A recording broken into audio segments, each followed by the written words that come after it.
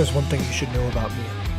I specialize in a very specific type of podcasting. Cinematic podcasting. You're talking about film. Dun, You create the world of the review. You put your opinions in that review. And then you fill it with your criticisms. It's called Half a Clue. Dun. Welcome back to another episode of Half a Clue movie review. Guess what movie we're covering? I am your host, Blake. I am joined by Miles. How's it going, guys? Philip. Philip. This is, wow, you said your name. Yeah. I'm so proud of you. And what's it called? And the two films we'll be discussing this week will be Reminiscence and Inception, both by the Nolan family. Kind of. Kind by of, the Nolan yeah. family. Yeah, but Lisa Joy also- is Lisa Joy Nolan. Also Well, pretty yeah. similar to. They have a similar vibe for sure, which is why we covered them.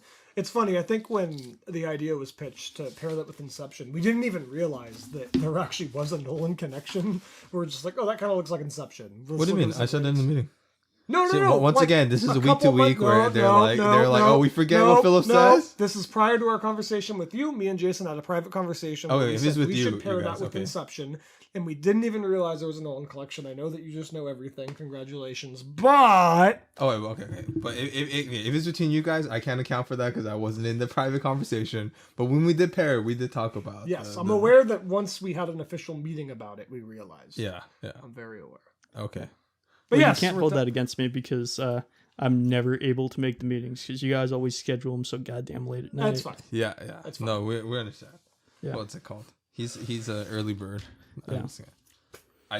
I'm okay with it. Also, even though our schedule's like insomnia or something like that, we should cover insomnia one day. Yeah. Right, We should just cover Nolan. Insomnia one day. Yeah. Have you guys watched it? I have. It's good. I like it. I think it's inferior to the original, but it's good. It's Is it a Korean remake or something? It's a remake of like a Swedish film or something. Yeah. I think it has Stellan Skarsgård in it, but I had to double check. Yeah. I'll have to watch the OG one day. I've never seen the original actually. It's what's it called? This is an era. It's an era of Christopher Nolan films that I wasn't, like I said, cool story, cool tone, but not a big fan of his cinematography. We'll get into that when we talk about Inception. We have a lot to talk about when it comes to Nolan. Oh yeah. All right, so the first one we'll talk about is Reminiscence. It's what's a brief synopsis. In a world where people can relive their past with technology, a private investigator who helps clients recover lost memories helps find and uncover a conspiracy while looking for his lost love. And also this ties into The Greatest Showman somehow. I'm just kidding. Have you guys seen I it? hope not. One Yeah. thing we should make clear: this is not directed by Christopher Nolan. This is directed by Lisa Joy, Yeah. who is the directed a lot of episodes of Westworld. Correct? She's a co-creator of Westworld. Co-creator of yeah. Westworld with Christopher Nolan's brother, Jonathan Nolan, yeah. who, in my opinion, is the true hero of the Nolan family. Maybe. Yeah, and she's married to Jonathan Nolan. Yes, she's married to Jonathan Nolan. But yeah, just wanted to make that clear. But yeah, so Reminiscence opinions. All right, well, before that, what's everyone's history with Westworld? Have you guys seen Westworld? I've seen the first Yeah. two seasons. I've seen first 3 seasons, I believe. I think they've only, They've only been gone three. through 3. Yeah, 3. Their fourth one is coming out 2023 or something. Okay. Yeah, because they're busy making a Fallout TV series, which I'm excited for. I'll see that. I'll see how that goes. That should be interesting. Yeah, it's weird because remember season 3? Season 4 is gonna be like the post-apocalyptic season and Yeah. stuff like that. Wait, so you haven't seen the third season, right? No, I've just seen the first two. Although I've heard not so great things about it, but it is something I do want to watch eventually just because, I don't know, I'm already invested, I guess. You know, I didn't hate the 3rd season. It wasn't my favorite, obviously. The first 2 seasons were amazing, and I the agree. 3rd season didn't quite live up to that, but it was still a good show. Yeah, The second season is kind of already a drop in quality. There are things I like about it. So I know some people are just like, no, I hate the second season. Well, it's not as good, but there is still things in it I find enjoyable, to be honest. Ed Harris is just great in that show. I find a lot of it to be fun. Maeve's journey is still kind of raging, and she's kind of the one, I think, in terms of characters, she's probably my favorite in that show, and I don't know, just really like watching her journey. So I like the second season. And also, I liked all the scenes with what's his name, young Ed Harris, Oh, you mean Jimmy Schmidt? Jimmy. No, not Jimmy Not Schmidt. Jimmy Schmidt. It's not Jimmy Schmidt. You're but getting ahead of yourself. I call him Dexter. Jimmy Schmidt, but What's his yeah. actual name? He's great. I forgot the actor's name. I like his whole little subplot, like the flashbacks with they're testing the machine to like see if you can like, is it build a conscious or build that episode was directed by Lisa Joy. Oh. Yeah. So. Yeah. So have you guys actually seen the movies that Westworld I have was not. loosely based I'm on? sure Philip Long has. time ago. Yeah. Yeah, Westworld and Future World. They were I just like interesting movies. it's and then that one in the Men in Black was okay. Never, I don't want to say it because that would spoil season 3. But like the Man in Black, in that film played by the actor from Magnificent Seven, very different. Mm-hmm. But that the character, like you remember the end of season 3, it kind of catches up to that event, which is cool. Yeah. Yeah, season 3. Just real quick, and we're gonna go back to this, but I think it's important to talk context because it kind of, it's shows her creative abilities. Well, I think that the way that this movie was done really hit a lot of the same marks as Westworld. Yeah, but cheaper. Uh, Yeah, this I- this film had a lower budget than like all the seasons of Westworld, Mhm. and you could tell. And we'll get into that bit. And I the thing is, it's like it's hard for me to harp on her because one, this is her first feature film debut. Even though she directed an episode, very different when directing an entire film by herself, and also her budget, considering the concept, the whole sunken city, and then the war and all that. What's it called? And the Levy camps, and there's a lot of backstory to this world, which is fascinating on paper, but I think we'll get into it because that's a thing I do want to get into. Let's just get right into it. Yeah, we already talked about synopsis. Our three main characters are Nick, May, and Watts. Nick Bannister is a veteran from what's it called? A war that sounded very fucking interesting and probably would have liked to seen rather than this film. Yeah. And they probably couldn't afford to show anything, which is annoying. He's a vet from that war, and so is Watts, who also is a veteran from a more interesting part of this universe than what we got. And May, who is a mysterious, sexy woman played by Rebecca Ferguson, who has a sultry voice, very attractive, and her and Nick fall in a relationship. So immediately, this, what did, because the whole film kind of rests on the basis of Nick and May's relationship, and also his pursuit of her. What do you guys buy the chemistry instantly? Have you guys seen The Greatest Showman? I have not. So I did see The Greatest Showman. I fell asleep about half an hour in. I don't blame you. Yeah. Yeah. I'm still puzzled on how that movie made like $400 million, but It's because it was a musical. Musicals always make money for some reason. Like, look at Cats. In the Heights, it's a great musical and made no money. I think the relationship though they don't spend enough time. I feel like we kind of get 2 scenes of them building a relationship, and then instantly we cut to where we are in the plot where it's okay, she's missing. I really think that they didn't have enough of prior to that. Yeah. Like, because we don't explore it enough. It really is just like she comes to visit him for a professional, or for a quote unquote professional reason. He goes to visit her, which is kind of unprofessional, but he really wants to see her again. They hook up, and then there's one more scene of them kind of talking generally just about dreams and life. And then instantly it cuts to where we actually are in the story, which is he's just reliving these memories and he wants to find her. I don't think we spend enough time with the actual her, which is something I think is cool, is that in this movie, do we technically ever really have a true scene of her, or is it all memories? I think it's all memories. Yeah, because all the memories. actual starting point of the movie is him getting out of the tank when I'm gonna call her Maeve, but what's her actual name? It's Watts. Watts, Which in is the movie. Same actress, God. right? Yeah, it's so. Oh my god, that name. Yeah. But Watts, that's like the actual starting point, is she pulls him out of the tank, which I think is a cool concept that we never even see this woman, Or not even a single is it time. the actual starting point?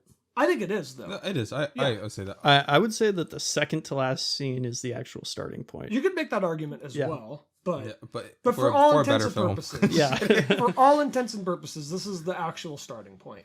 the first 20-ish minutes are him reliving a memory, essentially, which is a cool concept, but I think that we should have gotten more. We don't get enough time with them to really see an actual relationship develop, and then it really, Watts is basically telling him, oh, you didn't even really know her, why do you care so much?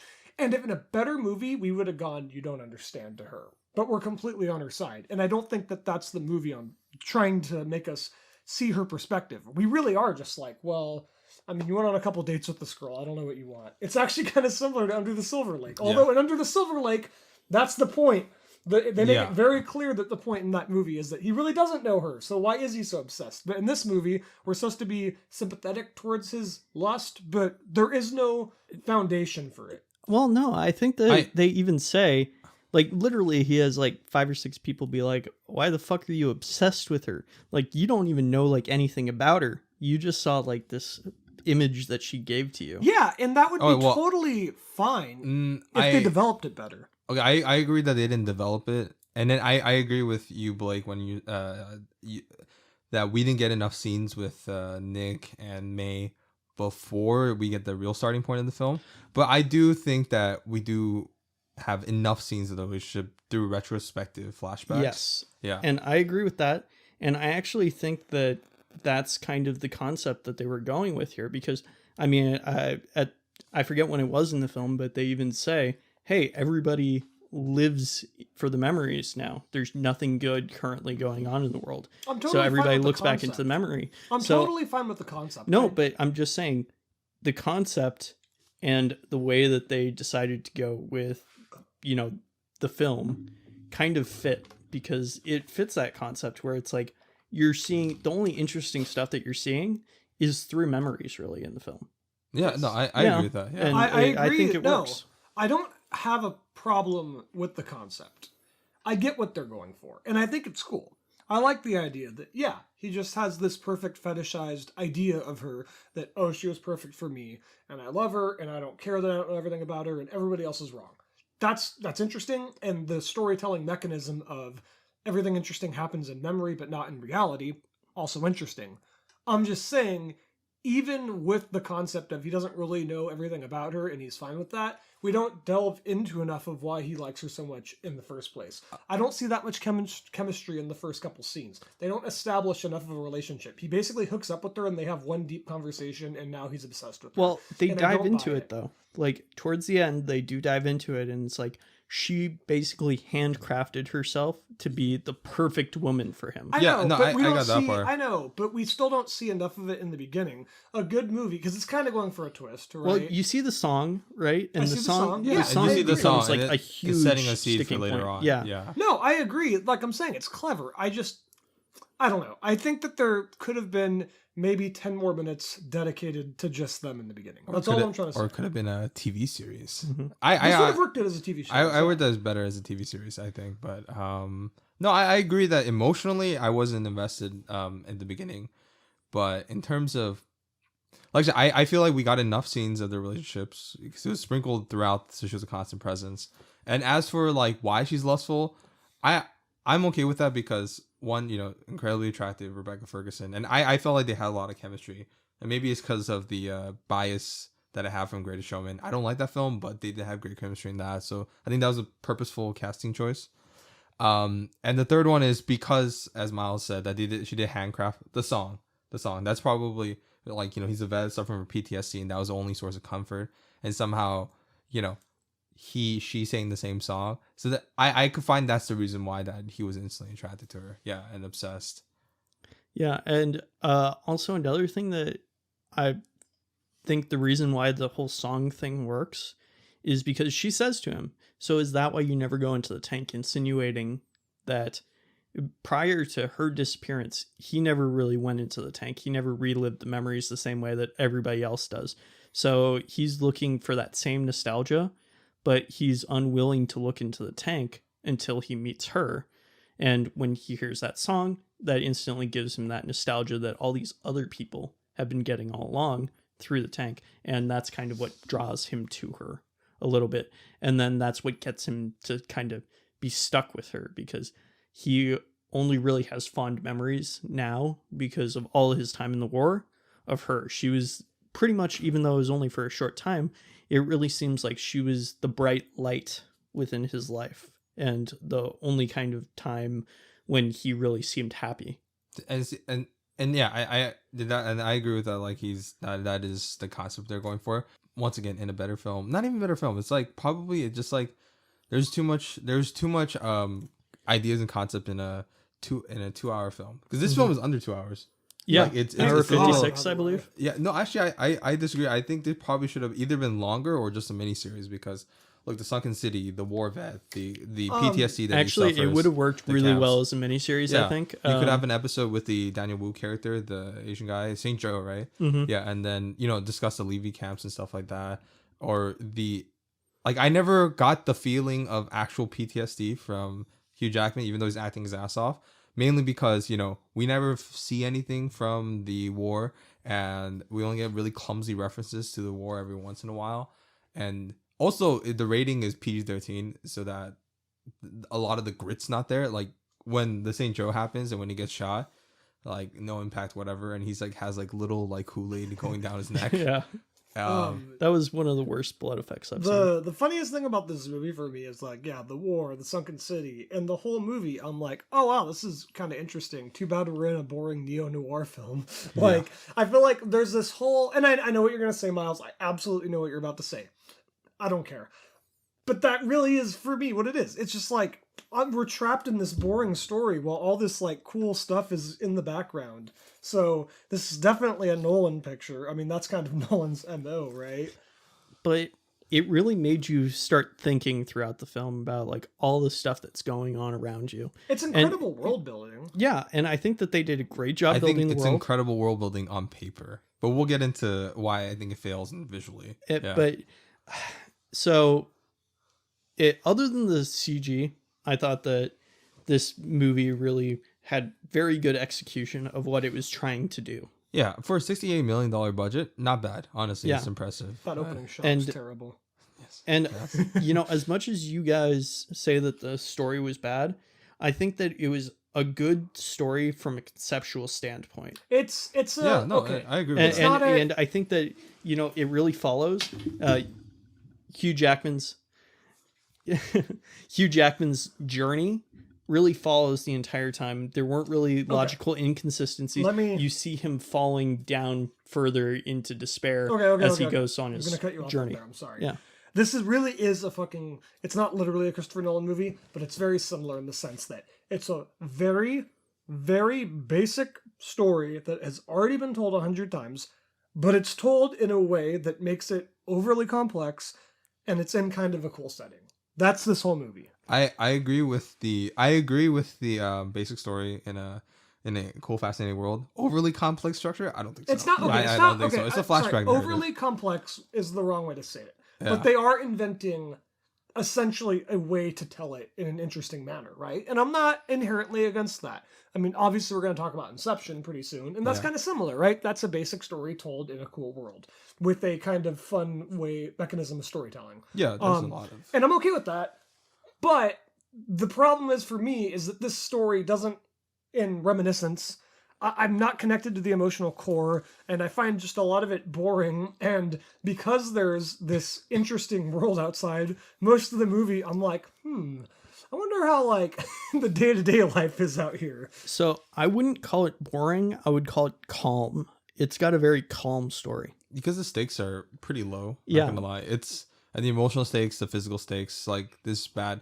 And I don't want to harp on Lisa Joy. Probably she had this massive idea, or she had this, what's it called? Or she had this really creative, cool concepts and art boards and stuff like that. But $68 million is a weird budget number, not going to lie. Like, it's usually 150, 75 or above. To be honest, this film probably needed, the original Blade Runner film was, 150 to 200 million, not original Blade Runner. Blade Runner 2049 was 150 to 200 million dollar film, and that film just oozed world building. It's every little segment, there's always something in the background. You can pause and you have little people eating ramen in a weird way, but that tells a whole story in its own right. The production design. This movie kind of tried to do that, but without any money.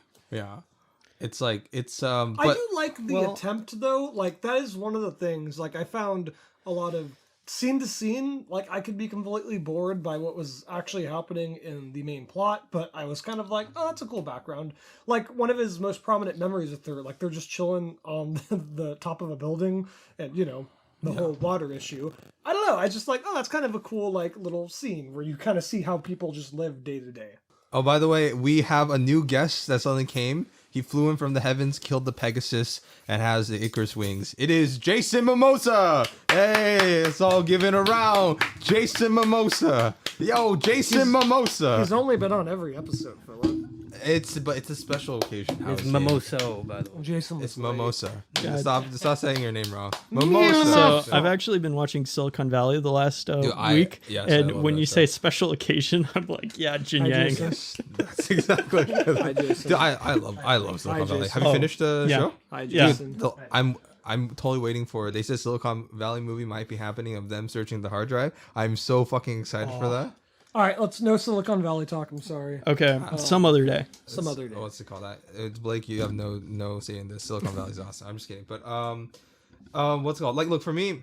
Okay, so back to what you said about when they were on the rooftop and stuff. I was actually really disappointed by the scene. Like, if I'm not exactly what's it called invested in the emotional core of the relationship or the narrative that happens, right? I want to see at least very cool, like, architecture, world building, stuff like that. And, realistically, if the sunken city, probably in this world, they develop some type of, what's it called, system of living. The buildings from just like being on like next to water for a long time would look very different, like wear and tear or like moss. And just like I would like to see the ramifications of like the sunken city, the war and stuff like that.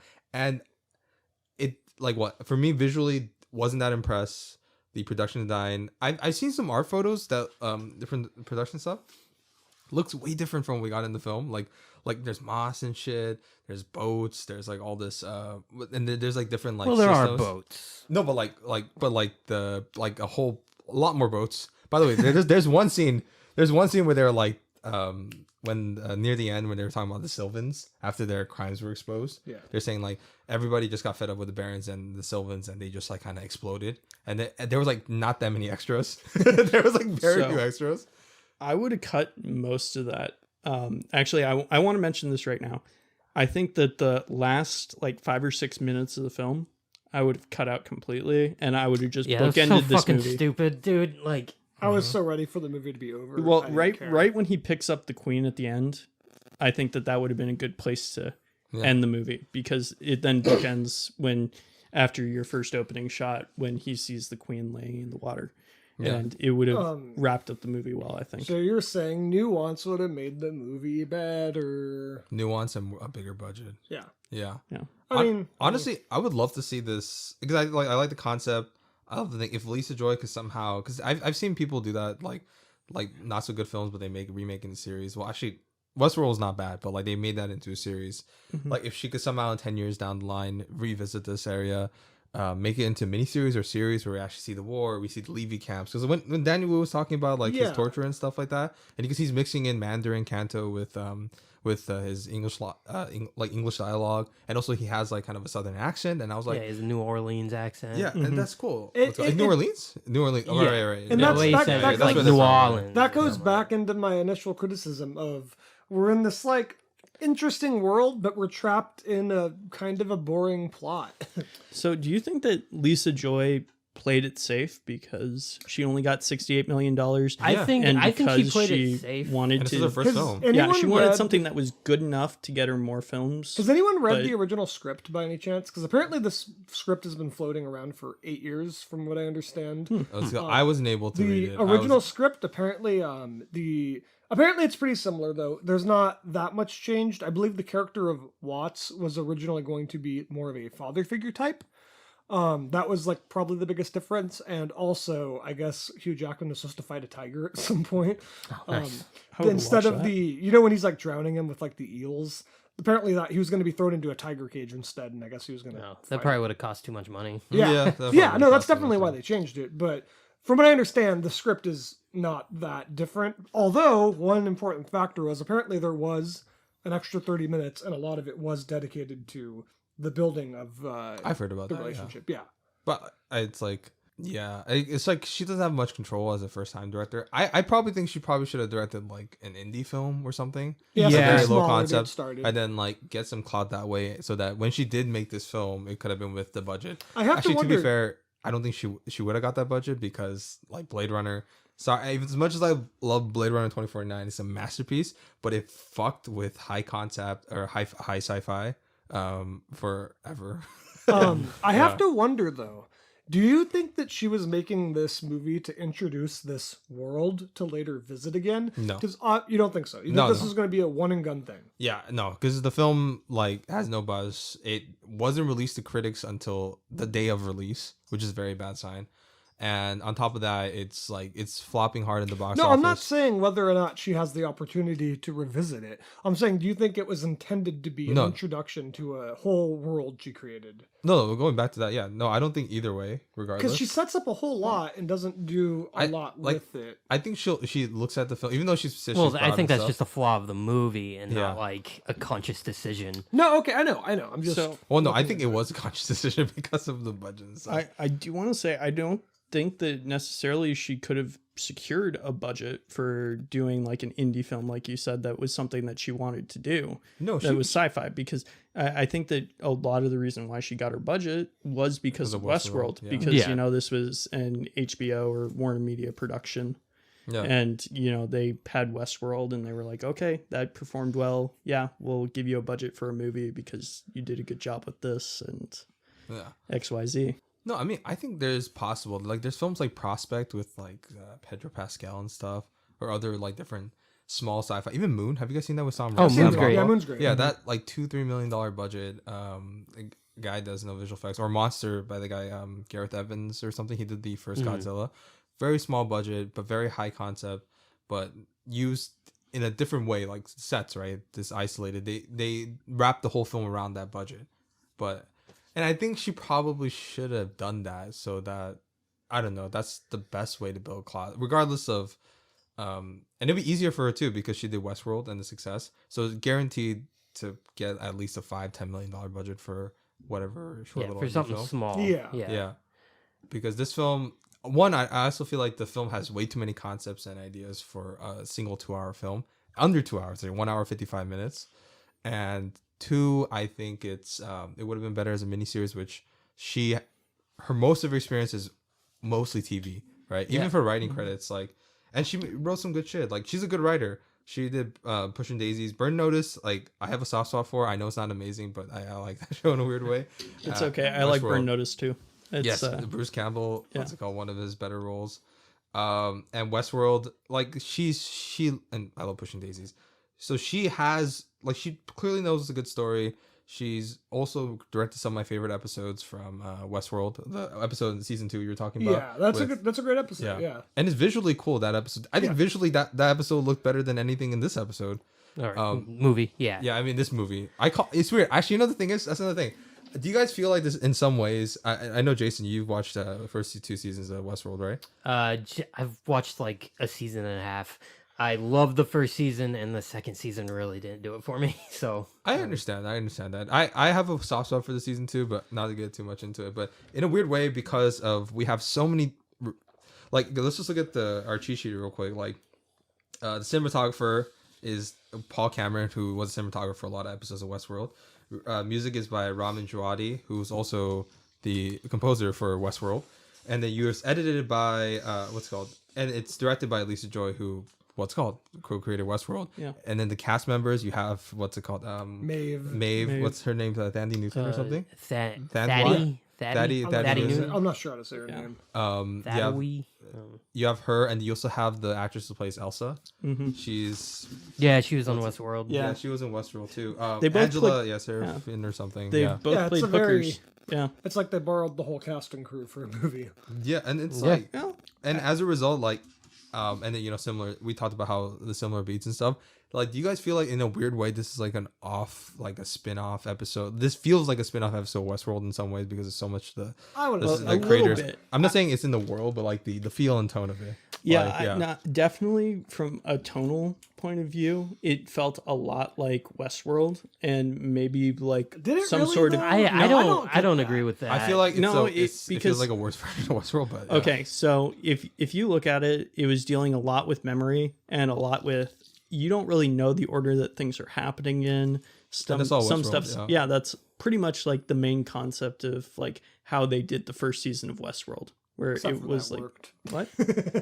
And also, it's like yeah, I it mean, looks- like the withholding of information Yeah. and everything is obviously like Some of a the throwback to structure, too. Westworld. And then But- also the repetition of information, but recontextualizing it. yeah, but through The you knowing monologues. Westworld Yeah. does that well. This movie is just Hugh Jackman saying, "I need to find her" like 5 times throughout the fucking Yeah. movie. Oh, like it's just Oh, God. and the And- fact that they keep hammering Onto home the like everyone's backstory. Like we get it. You don't need to keep telling us. Okay, It's and- different in Westworld. Like everything like has a point in Okay. Westworld. one other thing too. We obviously paired this with Inception. Obviously, this takes a little bit of inspiration from Daddy Chris Nolan. I think they took the worst parts of Christopher Nolan, though, the dialogue, but especially like the, as you put it in the in the notes, theme splaining. Yeah. One of my, You mean the opening? You mean literally the opening monologue that he talks about? not even just that, but was a like whole other movie. other things too. Like the whole, I was thinking about Inception. Like one of my least favorite things about Inception, upon numerous viewings, is the whole "you're waiting for a train. It's going to take you far away. You can't possibly know where it's going to take you, but it won't matter because we'll be together." They kind of take that in this movie too, with the whole You're going on a journey. Oh, wait, I'll and I then, see where you're going with and that. then the most yeah. hilarious part at the end when he does it angry, "You're going on a journey." Like, I don't know. I just feel like this definitely takes the worst aspects of Christopher Nolan. The things that really annoy me about Nolan, the whole spectacle over substance, like they're definitely fucking pulling that shit in here. Even though there's not much spectacle to be had, they're almost like inventing it. I know I sound like I hate this movie, but I really don't. But it really does annoy me. Like, there was a point, I watched this on HBO Max, I didn't go to the theaters. I paused it at one point and I was like, fuck, I still have an hour left? Like, are you kidding me? Like, I thought I was almost wrapping this up. So yeah, it I did will say, feel its length for sure. I think it actually looked better in the theaters because I did Yeah. watch it in the theaters and I then agree I with that. watched it on HBO Max. That Well, opening scene first looked 30 awful. minutes. Yeah, that And- opening shot Well, was it actually bad. looked better in the theaters. In all honesty, it still you could tell that it was CG, but there was a lot of like little tiny detail in it that was pretty interesting that I couldn't really make out on my second viewing when I was watching it just on my TV at home.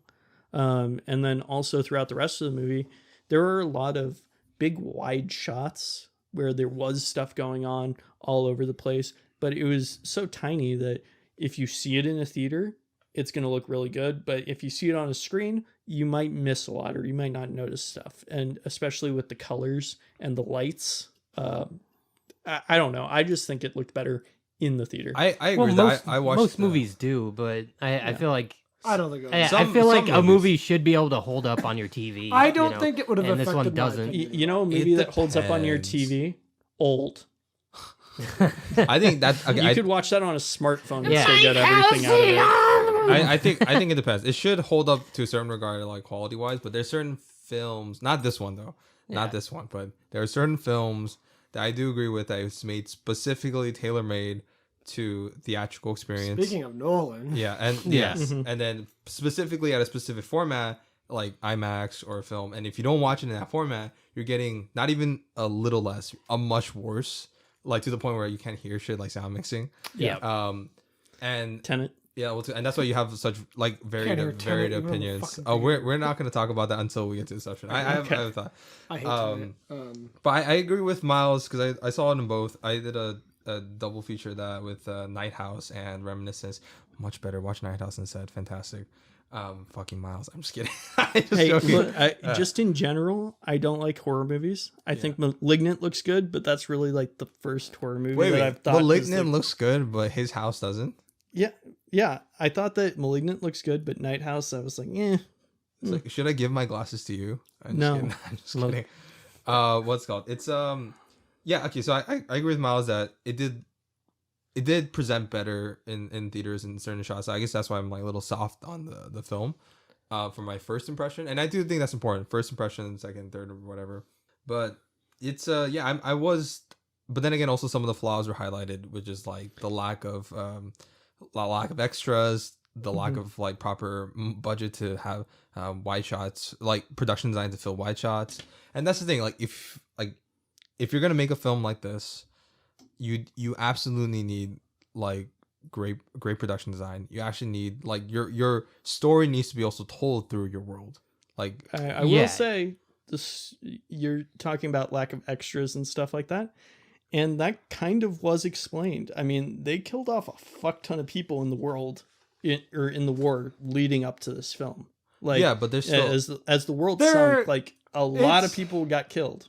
It's 50-50 for me, because on one end, I do kind of like the barren atmosphere of just like, wow, these streets are empty. But also, shouldn't it... There Doesn't should feel be, lived in. Yeah, No, there it's- should be a more lived-in aspect to it. But I don't know. I mean, oh, fuck, I don't care. Yeah, I was watching like clips of Mad Max Fury Road I had a lot of last interest. night, and talk about world building when they're just driving the truck, and then you see these people on stilts like in the middle of a swamp.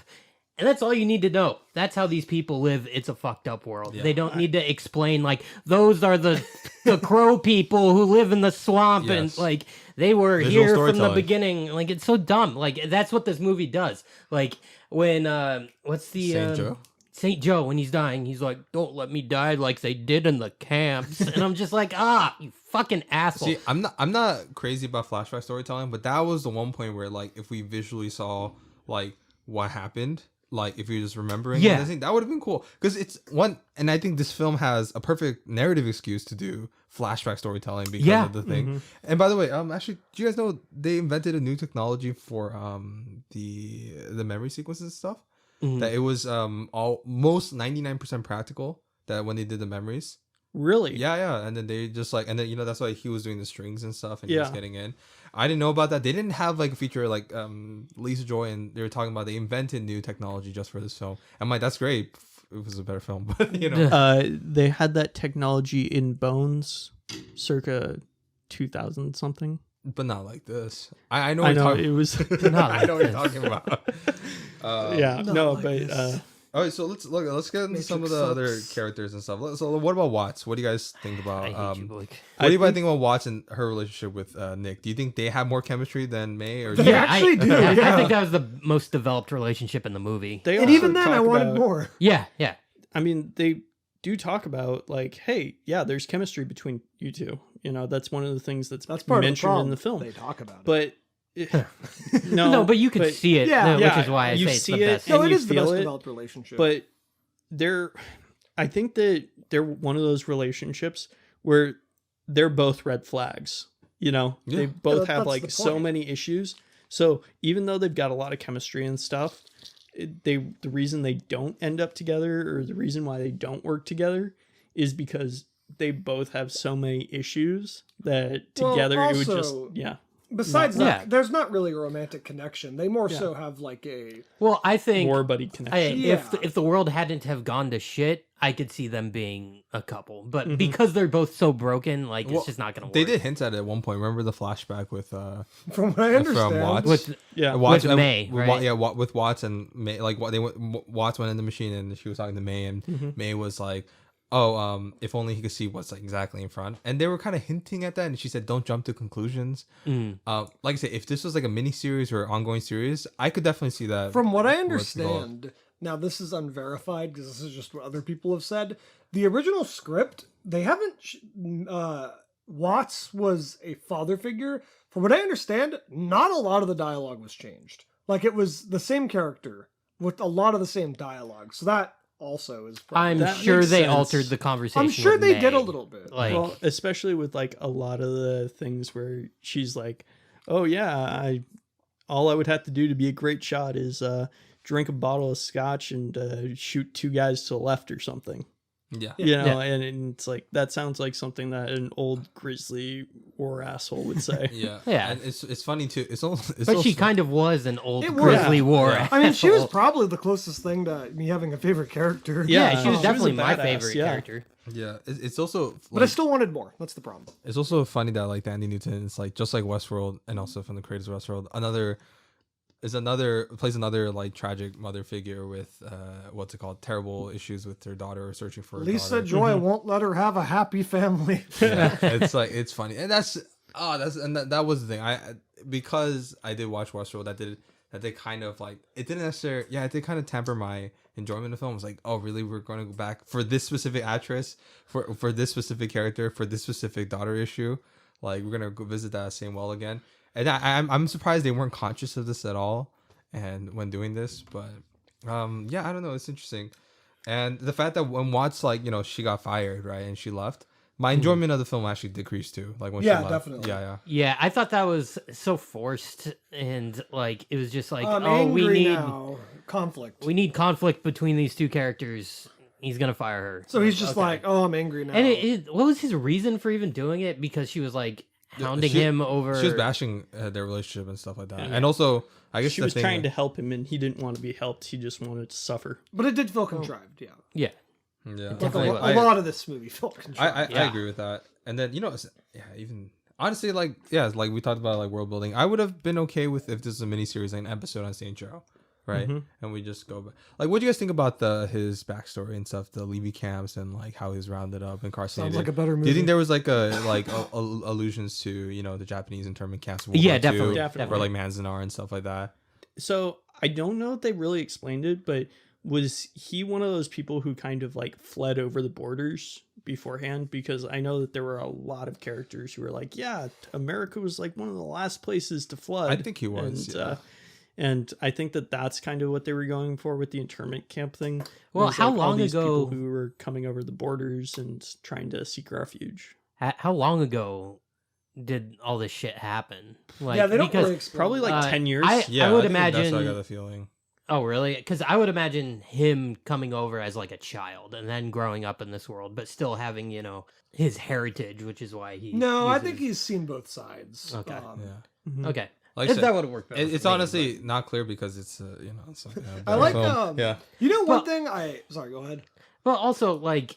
Yeah, the camps thing is interesting, but it's just brushed over and like I Yeah, didn't care. that's a Like, lot of the this movie. movie though. Yeah, is there's all these interesting things they talk about, interesting things they kind of show, interesting things they kind of imply, but like I said, we're in a world that's kind of interesting, but we're trapped in a not so interesting plot, in my opinion. Low-key, I would like to see this as like, have you guys played LA Noire? Mhm. Yeah. A Yeah. long time ago. Honestly, like I could see this as like that type of game. I actually would prefer to have played this in a video game or something. Yeah. Yeah, and then like yeah, that there's would've some- been like cool. I think cool like video game thing. Playing and there's through no- memories exactly, and stuff. and there's no time constraints in video games. You could go as long as there's budget Yeah. constraints, but Well, yeah. Be like you Assassin's play- Creed. Yeah. If you play Would be. Cyberpunk 2077, then Is that game good yet? Don't No. mention that, please. It No. breaks my heart. That movie or Hey, that game no, will it's, never be good. it's good now. No, they fixed a lot of stuff. Don't They say fixed that. a Are lot they of gonna stuff, get a but not No Man's everything. Sky No, treatment? no, but they just, fixed like- bugs and shit, but like the core of the game is not what we were promised. Yeah. What are you talking about? The core of the game's pretty good. Go watch. Go watch, watch what they promised, the Yeah. concepts, and then what we had, and then every I- building you can walk in. Yes, every- I know. It and is every pretty NPC disappointing. has their own like day to Yeah. night cycle. Yeah, Okay. they're all like they're fleshed out real people, and no, you don't get any of that. Okay. No, I understand what you're saying. It was still a fun game. The best part of that game, though, was when you went into memories to search them, which I wish that they had done more with. You only get to do that on like 3 missions. But, that would be a cool thing for like this game if you're looking for a similarity. That's all I was trying to say. I can see where you're going with that. Yeah. Lisa Joy made this into a video game. Yes. They were about to make, which we're going to talk about, like Inception was almost made into a video game. Yeah, and I would've been remember super the excited. rumors. That Yeah. would have been a crazy multiplayer kind of thing. Yes, I would have been so excited. Like you get with random people and you try to do a heist. Different and layers of dreams. Someone has to stay back. Someone has Yeah. to go further down. That oh, would that have would've been been fucking fun. awesome. or even if it was like a single player campaign with the Yeah. co-op elements, like because I like the world and you see other aspects. Like what if it's not corporate espionage? If it was other different ways, like Or like interesting dreams. Yes, yeah. Oh, we'll get to that. Oh, but- we'll get to that. Okay, so let's just kind of wrap this up. Okay, so who was your favorite performance? Who was your least favorite performance? I like Maddox a lot. I don't know, or not Maddox. Sorry, what's her name? Okay, which one? Watts? Watts. Maddox. Maddox. Maddox. I don't know. I liked Watts. Maddox was an old. Who is Maddox and old? The One of the girl. kids. The girl. Oh, Yeah. See, we do too many podcasts. He really like. By the way, viewers, he really liked old, I so do that's not the like reason why he remembers this. He dreams about it. He sleeps loved with it. old, He has M Night tattooed on his ass. I do. Yeah. but he got I that like after the Watts. Avatar: The Last Airbender. movie. Everyone else was fine. I don't have a least favorite. Yeah, I didn't think any of the performances were like necessarily bad. Hugh Jackman, Oh, you know he what? kind of seemed like he was phoning it in. I don't think he's funny. He's trying. You could tell, like he's trying. It felt off, But it like, just I've was seen a him similar way character. better. Yeah. Well, I'll say this. That's another. Okay. Well, that's one thing that about his character Nick is that I don't know if it was necessarily. I think it might have been miscast because like he's supposed to be a vet, right? But most of the time he gets his ass handed to him. Oh, we didn't even talk about Cyrus. We'll get into Cyrus in a bit. I was about to. Yeah, you're Talk about to say. about Oh him. no, Yeah. no. Yeah, well, I'll let you talk about him. Yeah. And also the whole Elsa and Freddy plot line with the Sylvans. He's a vet. So I thought, okay, he's gonna be badass, and he saw that one guy from from running away. Yeah, God, another example of like explaining your backstory. Exactly. There's more than one way to take someone down than with a bullet. Yeah, but yet he gets his ass kicked like most of the fucking film, and I'm like, okay, that's fine, but honestly, because Hugh Jackman he's insanely fucking ripped and huge. Yeah, I didn't like him versus Cyrus. I did not buy at all that Cyrus was like He's got a upper bad hand. leg. So I will say, they kind of like outline that he's, a veteran and that he served in the Navy, I believe. But- Navy And and Border then Patrol. He Border was, Patrol. Yeah, well, he was Border Patrol for the Navy because, Well, he was everything's drafted in water.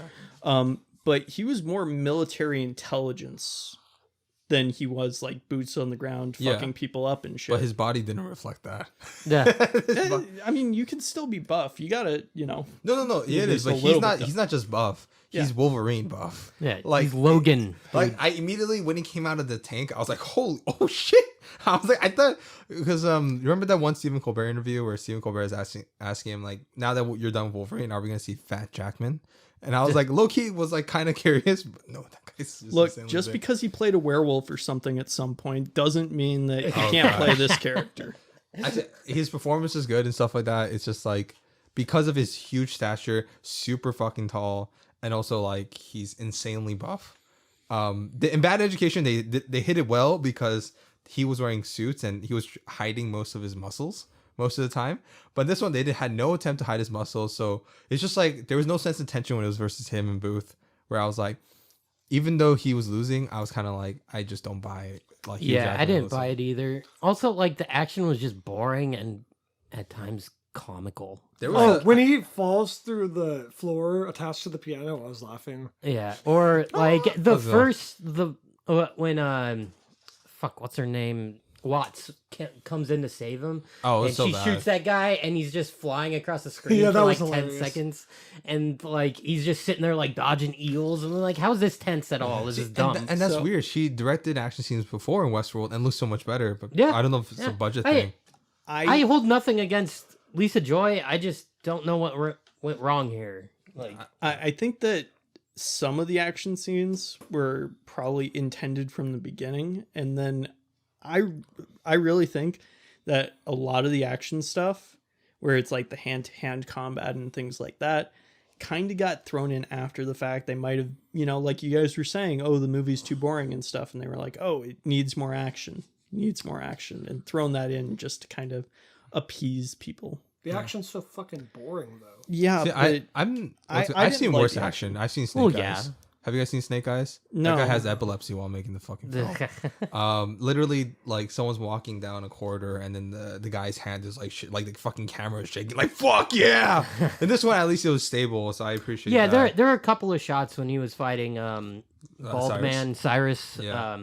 that I really liked. Like when he has the hammer and Cyrus has the knife, and like Yeah. that was a good shot. I think that was a reference to Old Boy. Have you guys Yeah, seen it? yeah, Like, it was and probably. and there was like because even the shot was like panning to like the Old Yeah. Boy sequence. I thought that looked good, sounded good, Then he and that falls worked into for the me. And then like the rest of the fight scene happened, and I was bored. I was again. okay with the falling under the lake because they set up that. I It's would funny, have yeah. preferred more of that, to be honest, because that's like the lore. But then again, also when they were struggling underwater, I did not buy that Hugh Jackman would not like totally overpower this small Cliff He has Curtis. a bad leg. He got kicked in the chest. Yeah. All his air got basically pushed out of No. him when he got kicked in the chest. It was literally like first person to get a lucky shot in that knocks the other person's air out wins. No, I got that, but once again, I don't buy the fact that Cliff Curtis would have been able to get that. Like I said, it's all because of like visual communication. Like that's part of casting too. Like Cliff Curtis either should have buffed up, but probably had no time. Probably called him last minute. You want to be in this film, and because of such a difference, Get in like visual Dave statures- Bautista to play that character. Honestly, then I would buy have it. been more tense. Yeah, Yeah. I would have been more tense. And I get it. Logistically, I've been kicked in the chest too when fighting people underwater. Not like it was a swim team. We were like fucking around. So we had a really homoerotic Top Gun moment underwater. But and I got it does like knock the air out of your chest. But in a film, you have to communicate like just tension through your actors' visual characteristics, right? And when you're one of your antagonists who's supposed to be more physically imposing than Mr. Buff Hugh Jackman, and you cast Cliff Curtis, that doesn't work. You know what I mean? I think it's a bad casting decision. I mean, I feel like they probably just casted Hugh Jackman because he's Hugh Jackman, and Yeah. they He wanted a big name. He's the one who championed this film apparently. Yeah. So kudos to him for championing the original. Fair shit. enough. So Cyrus Booth. Yes, talk about Cyrus. Cyrus Booth was probably my favorite character. Yeah, cool. He had cool. Surprisingly, I think that his the parts where you really actually saw him, so after the fight sequence, and then you're looking like back into his past and stuff, I thought that was the most interesting part of the film, and it felt like all the film up to that point was kind of just building up little tiny blocks here and there in the background so that all the dominoes fell into place with that sequence right there where Hugh Jackman's in his mind. And I think personally, that worked really well. Now, I didn't necessarily love this film, but I really appreciate what Lisa Joy did with, kind of not worrying about keeping the viewer interested, but just building up these little tiny pieces and these little tiny hits there, here and there, and building basically the perfect PI story where everything doesn't really fall in place for the detective until almost the very end. I agree. Okay, so I agree with what you're saying with she's focusing on different details and crafting a PI story for the fit this narrative. But I don't agree with the fact that she's not interested in keeping us interested in narrative. I think you should try to keep your audience interested and engaged in the story stuff. So you can do both. Yeah. And like I said, I think I see the bones of a great narrative, a great world building, but it's sometimes these type of stories you have to understand that aren't fit for a 2-hour film. And I think this was the case. Yeah. Well, Yeah. for me, when I was, sorry. Well, I was just gonna continue your point. Yeah. For me, when I was looking at it, throughout the film, I wasn't, like I said, I didn't find it boring. I found it very calm. I'll be honest. I didn't like. I know you got Jason and Jason Blake say they found it boring. I kind of agree with you. I didn't find it that boring. I found it watchable. Yeah. I just I didn't thought fucking care. Yeah. Well, I like it more than Excalibur. Yeah. So Miles anything. Miles just had a chest burster come out Hey, of his chest. you'd be hard pressed to find a movie don't worry. I like less than Excalibur. For sure. don't worry, they've already ruined that movie for me, so we're all good here. I'd rather get my eyes gouged out as they rip them out and you feel the veins popping than ever have to watch Excalibur again. He has literally been texting me long ass sentences about gross torture happening to him all week instead of watching Excalibur. It's this is a common occurrence now. It's terrible. Yeah. I hate you. If you guys haven't seen Norm of the North, that's an atrocity. Yeah. Yeah. There's worse than Excalibur. Yeah. Okay, so what I was saying is I didn't find the movie boring. I felt it to be very calm. And so I appreciated that it really felt like there were all, like I said, it wasn't really about whether or not you were interested in what was actually going on. I was more interested in what it meant. Like, there was a lot of subtext to everything that was going on throughout the entire film, and you didn't really understand the subtext. I think it was. It kept you thinking the whole time. It really did. Wait, okay. I agree with the, like, they're trying to do subtext, but I also think you should also keep your audience interested. You should do both. Oh, You okay. should do both. Well, And it wasn't. There was nothing subtle about like the subtext, which was like why I find some of it boring, because it's just like, ooh, like just him explaining every little detail of what's going on. I think what kills this movie for me is the narration. Yeah. so hey, Blake, do you know if the narration was actually in that original script that was floating around? I don't know. I've heard Because- that it was. It probably was. I've Okay. heard that it was. Because it's probably an homage. And she said Blade Runner was a big inspiration, which I think Okay. is a much better version. Yeah. Well, and it's an homage to just PI films in general. Which have Yeah, Yeah, well, it's with going noir. for There's a lot of it's going for the neo voiceover. noir kind of So- thing. I actually have a solution that would have fixed the voiceover and actually I think would have made the movie kind of resolve better. So at the end of the movie, sorry, that was me this time, not Philip. God damn it, Philip. At the end of the movie, or well, towards the end of the movie, he hands over a little data chip that has like him reliving all of his memories to Watts. And at that point, it's like, here, this is kind of the story of what happened. And I think that at that point, if he had, because he handed it off, and then you explain it as like, oh, the entire movie is just that story being told on that data chip to Watts. But when I watched through it the second time, like that was kind of the assumption that I had Yeah. going into it. And I was like, oh, so that's why there's the voiceover. He's just explaining what's going on. But then I went back, watched the first 30 minutes, and I was like, oh, actually, no, he's not explaining like it kind of in canon. He's too targeted towards the audience. So I would target it less towards explaining to an audience and more so explaining To Watts. to Watts throughout the entire film. And then you reveal that at the end. Okay, so let's say Philip is telling me a story about how he lost his shoe, and it's this long-winded story about him trying to find a shoe, and throughout the story that he's telling me, he says, I need to find my shoe like 10 times. I'm gonna be like, I fucking get it, bro. Like, get to the point. Yeah. Which is what this movie does over and We're- over honestly, again. I don't even think this movie is worth as much as we're talking about it. It's fine. It's just a kind of boring, not so great attempt at making a neo-noir film in a cool setting. Have you guys? How many? Do you guys like hard-boiled detective fiction? Like, you guys read any novels or movies? and I've stuff? read a couple Sherlock Holmes shorts. Yeah. They're all right. What's it called? Have you guys seen like? Oh, what's it called? No, I was just mentioning some of my stuff. I don't want to be disappointed. But I think also part of this film is because I know they're playing homage to the thing, and we're just talking about it's like not necessarily to the audience. I agree with that because part of what makes a good voiceover narration for these hard-boiled detective stories or movies or media or whatever, it's that it's narration happening for a character who's very solemn and usually doesn't reveal a lot of their characters through day-to-day action, right? Yeah. The only way we know the character is through their inner thoughts. But Hugh Jackman's character is always super expressive, so that's almost unnecessary. But also too, it's like the narration doesn't discuss themes. He doesn't really even discuss. I mean, sometimes it does, but doesn't even discuss his actions. It's discuss how he sees what's happening right now, or how he views the situation, or views overall organization. And it's not even And that's what the visuals of the film should tell you. Not His voice not out. necessarily, No. because this is a film about memory, and it is a film about how we interpret what It we just see. becomes so So- redundant and and boring and how overkill. what he's seeing.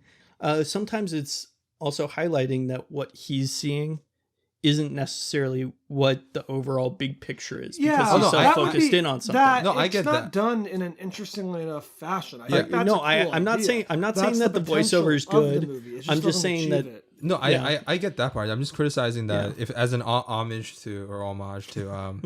what's it called? An Homage. an homage to like hard-boiled detective fiction and stuff like that, or neo-noir classics, that they don't understand what makes it work or how it works or the actual feeling of it. Honestly, the only of the recent past 60s, 70s, 80s of neo-noir hard-boiled fiction portrayed in film with the voiceover is probably Sin City. That film got completely right, the tone, and especially and what the voiceover does and the purpose of it. So I think that they got the with the tone right, stylization. but not the feeling. For Sin City? No, for this Oh, movie. okay. I was gonna Like, slap you if you said Sin Right. City. No. I just- No, but I think that the feeling that you got out of, you know, everything that they were doing was off, but I think tonally it felt right. It's just Even cinematography, like it's disappointing for this type of film, like considering the talent involved. But yeah, Yeah, it's, I okay. Let's like Yeah, I know let's, we went so far. Let's kind of wrap this up. Let's start off with Blake. What's your kind of overall? Have rating we even and talked thoughts? about the ending though? I want to talk about how Let's- dumb. Are you the talking ending about is. the Elsa, like Elsa and Freddy? Elsa I dies think he and means Freddy. the decision of Hugh Jackman's character. the last 5 minutes. Well, of the movie. okay, I can sum up my opinion on the ending in like a minute. Okay. It's dumb. It's dumb. It almost feels like a 7th grader wrote it on the emotional side of things. The whole, well, because I mean, It's just such an immature decision, Yeah, right? like- I don't know. It doesn't. I mean, I guess I don't Explain know. to the audience. yeah. what What, happened. which part of Okay, the ending are the- you talking the about part here? where fucking Hugh his Jack- decision. Okay, so But which decision? I'm There was gonna like, fucking explain it. How he chooses to live the rest of his fucking life. In a memory. So the girl dies, and she's been dead the whole time. Basically, not the whole time, but basically this mission has been a complete failure. I mean, he does do some good, but his personal goal of locating the girl is completely in failure. But he also finds out that she sort of kind of redeems herself and also proves to him that she did truly love him. And if I'm being honest, I actually kind of like that twist that she's talking to him through someone else. I thought that was kind of cool. But he chooses then to live the rest of his life living in the memory of her. now, see, And he grows old in the machine, reliving all Who of his feeds him? memories with her. That's Yeah, and that the logical side of me is like, okay, well, wouldn't you fucking die? Like, does And he's still insanely buff. he's Yeah, insanely? yeah. He looks exactly the same. He just has gray hair. And then He's the got whole cock and then, muscular atrophy. and then them trying to turn this into some them trying to turn they try to turn this into a grandiose theme where what's her name? It's not Maddox. It's Watts. Watts. How many times is the Watts? They used to, Watts. like, Why talk about Maddox? why. Watts it's visits- because he thinks her name is Maeve, and then he's like, "Oh, it's not Maeve," and then he just says Maddox for some reason. Whatever. Watts fucking comes and visits him, and With she's his now daughter. reunited with her granddaughter. Granddaughter, That's his right, granddaughter. yeah. reunited with her Retarded. granddaughter, Not retarded, and she's but- like, "Oh, you miss him, don't you?" And then she's like, "Yeah, I like to think we both chose the right path. I went forward, he went backwards." It's like, well, on that, No. I don't have a problem with bummer endings. Had they built to this properly, and he's just a sad sack, and he's gonna live in the past, sure, why not?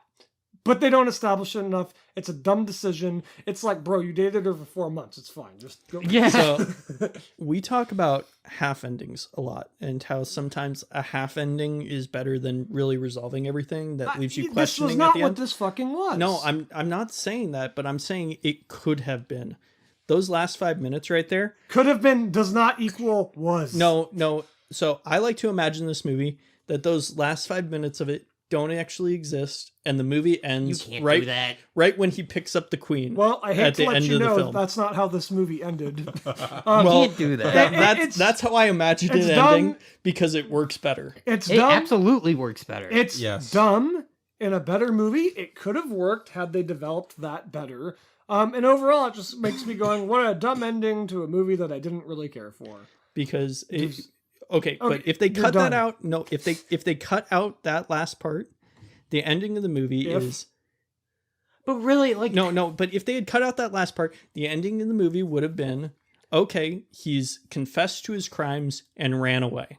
And basically it was like, here, he's revealing all the shit that happened. He's trying to make things as good as possible. And then he ran away.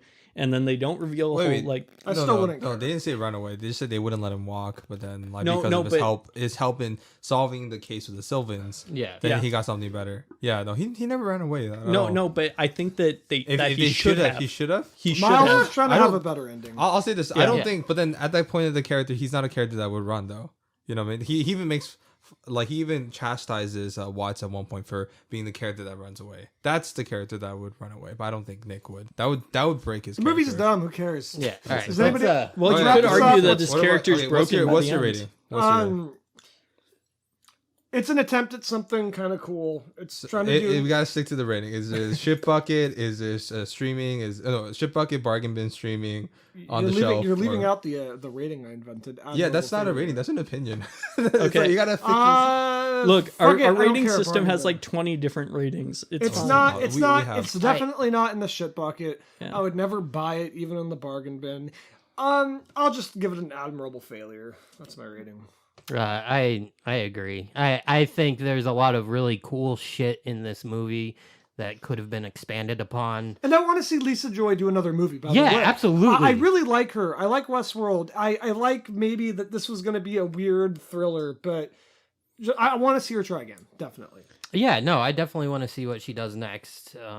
Hopefully she gets another shot because, there's obviously potential in her. She did great in Westworld and she did something here. But It's a good first attempt. yeah, It's a first yeah. attempt. I mean, I think she should have started I've smaller. definitely seen way worse movies. Oh, yeah. So admirable failure. I want her to keep going and keep pushing and do something. So great. bargain bin. Okay. Admirable Perfect. failure. Admirable failure. It's a is- real opinion. Who cares? Admirable failure Who is an fucking opinion. cares? It's a rating. I That's don't a rating. that's a know good if the rating rating. It's a system rating. has to do with like the physical Okay, media who or votes how for he's in admirable it. failure as a rating? I Yeah. veto this. Admiral failure is not No, the you cannot- consistency. You cannot veto I'm sorry. that. You could say this is like swing for the fence. Admiral failure. This is the third movie I've given that rating. It's on the and books. it's all opinions. So okay, bargain bin, bargain No. bin. It's all Miles. things of fucking Okay, opinion. go. Okay, so I want to say You're wrong, Philip. I That's really it called. I really appreciate what Lisa Joy did with this movie. I didn't necessarily like the movie though. I thought I really appreciated the way that she was telling the story. I thought that it was a good way to tell the story. I thought that the story was smartly told and that there was a good job writing it and that the way that she directed it was pretty good, but it's not necessarily a movie that I liked. So I would give it a watch because So is it It's- so like on streaming? I would just say, watch it once, fucking throw away the disc if you buy it afterwards. You'll never watch it again, but give it a watch because it's worth seeing once, but not more than once. Okay, opinion. So rating is streaming. Okay. Well, what's Why it are called? you so anal about this? Who the It's fuck called- I'm Asian. cares? What's it called? There Okay, has no, to be no. Worth a sensible. watch is a better rating than streaming. If it's it- worth, I think that's a good that's a rating. rental. I Then agree. we have rentals. We Yeah. have that in the rating system, right? what? Yeah, we have that in the or system. watch We it have with never used ads. Watch it with Yeah. ads. Who cares? No, Philip, I what's wouldn't your watch rating? it with What's ads. it I would watch this I movie want to bury without this. ads. I want to be but- done I'd with watch this movie. movie. And oh, also, okay, we'll talk about this rating system. I'll tell you what's I discussed this before. It seems like everybody has amnesia regarding. It's more fun to argue about. It's more fun to because argue no one about the fucking rating cares. system. I care. It's like, what's it called? Everything needs to have meaning. But what's it called? Everything needs to have okay, meaning. so my rating with this, I agree. The Sound like opinion Hugh Jackman in with this the movie. opinion that it's an admirable failure. What's it called? And I recommend other people to. I kind of with Miles just give it one time watch and stuff like that. But as for my rating, I would put it on. Yeah, I would put it on bargain bin. Yeah. What's it called? That's my rating. Yeah. All right. So we got 3 bargain bins and 1 rental. Okay. My rating, admirable What's it failure. called? Okay, now our next film, what's it called? It's the granddaddy of It's called Nolan Inception. films. What a lot of Nolan fanboys either Dark Knight or this movie. Wait, and he got did Dark their- Knight? Yeah, I know, right? Fuck, Whoa. I thought that Tenet was his only bad film. What's it called? That got them to become Nolan groupies. And the film is drumroll, please. It's called Inception. You ruined it. You're talking Inception. about this Inception. This is a dreamy Nolan croque monsieur. A brief synopsis for the film. In a world where dreams can be entered and altered, Dom Cobb is Dom Cobb. Dom Cobb. Dom.com. I hate that name, by the way. But I do too. Is a thief with the rare skill to steal secrets from his subject's subconscious. It's called extraction. But this rare skill has cost him everything he loves. A valuable commodity in the field of corporate espionage, Cobb gets a chance at redemption when he's offered a near impossible task. Plants an idea in someone's mind, which is... Inception. To complete this impossible task, he assembles the best crew around the world, but even that might not be enough, as there is a hidden enemy that thwarts Cobb's every move. Marion Cotillard. Yeah. Maul. Oh, which is such a... Maul means bad. It's just such a... Oh, gosh. But I mean, it's I'm okay with it because I know people named Maul and stuff like that. Yeah. They got a lot of shit after that film. For all the names. Yeah, they're like, you're bad, aren't you? Yeah. Sucks. Oh God, where but do It's like you? Dr. Man in Interstellar. That was, we that get was the it. worst one. That I'm was the gonna. worst Yeah, one. that was the worst one. That was the worst Was one. it Doctor Man or was it Mister Man? It was Dr. Dr. Man. Man. Dr. Man. What But was to be wrong with fair, Dr. I Man? also know people. I also know people with the last name Man. Yeah. Like that. So it's like it's not totally Yeah, out of the but, realm, like, but it's it's just not for- very The subtle. name has meaning and Yeah. it's It's dumb. supposed to represent man. Do you fucking get it? He was the best of us. Did you know Nolan, that? can you explain your themes a little bit better? I don't understand them. Okay, so let's Let me start. I'm sorry. Oh, what's it called? We're Oh, wait. talking about Inception. Oh, wait, let me This- just give the brief background of the film and like the impact and stuff, and then we'll I want to into go it. first. I'm You sorry. want to? Okay, fine. This is going to be one of the hardest movies for me to talk about because what's my opinion? I don't know. Inception is a hard movie for me because on one end, I like it a lot. On the other end, holy fucking shit, does it annoy the fuck out of me like more and more each time I watch it. It's a love-hate thing. It's a love-hate thing because I think Jason relates to this. We both saw this 10 years ago in theaters. As a 16-year-old seeing Inception, I was like, this is it, boys. This is cinema. This is the best it's ever going to get. Yep. And I watched it 8 fucking times in theaters as a 16-year-old.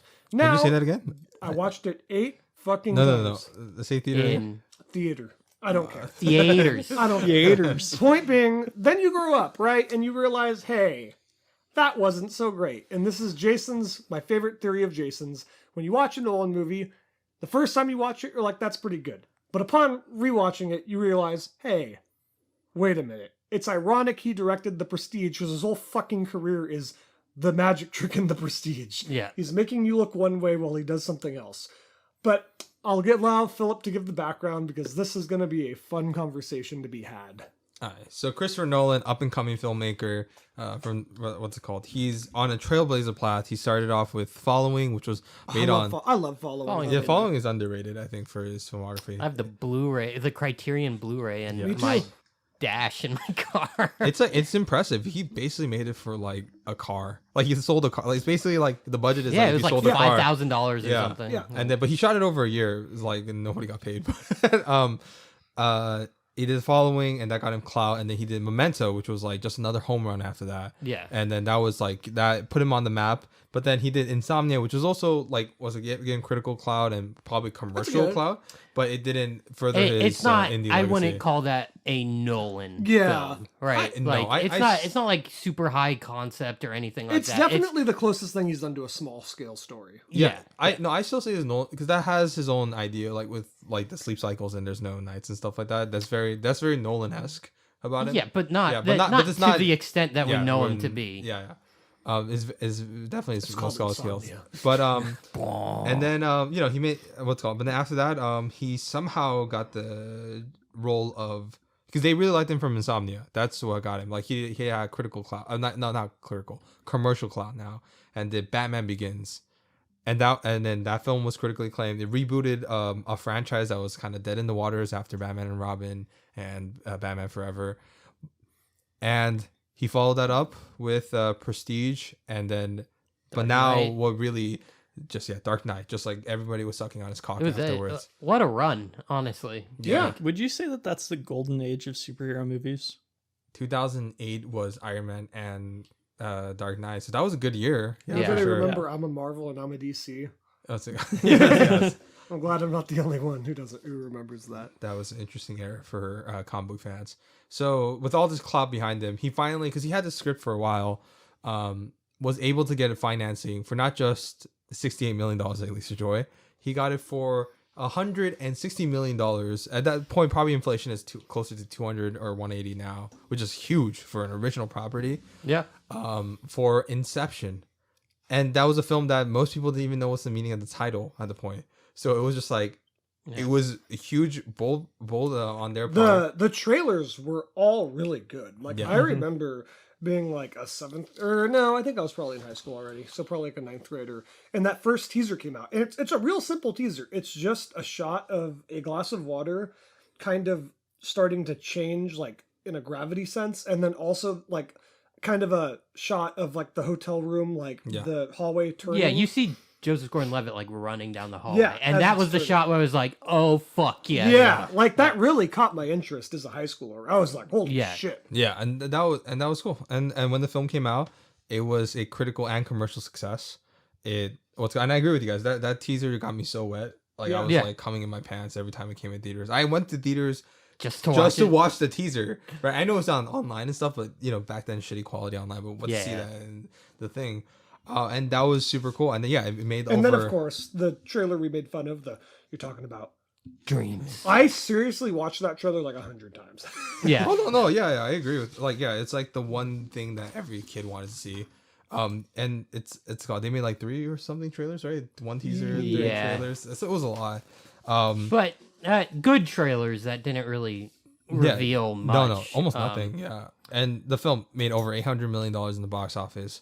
It got nominated for 8 Academy Awards, including Best Picture. It won Best Cinematography, Best Sound Editing, Best Sound Mixing, Best Visual Effects. And it was nominated for Best Picture, Best Art Direction, Best Original Screenplay, and Best Original Score. And then we'll talk about what they lost and why we it probably deserved those instead.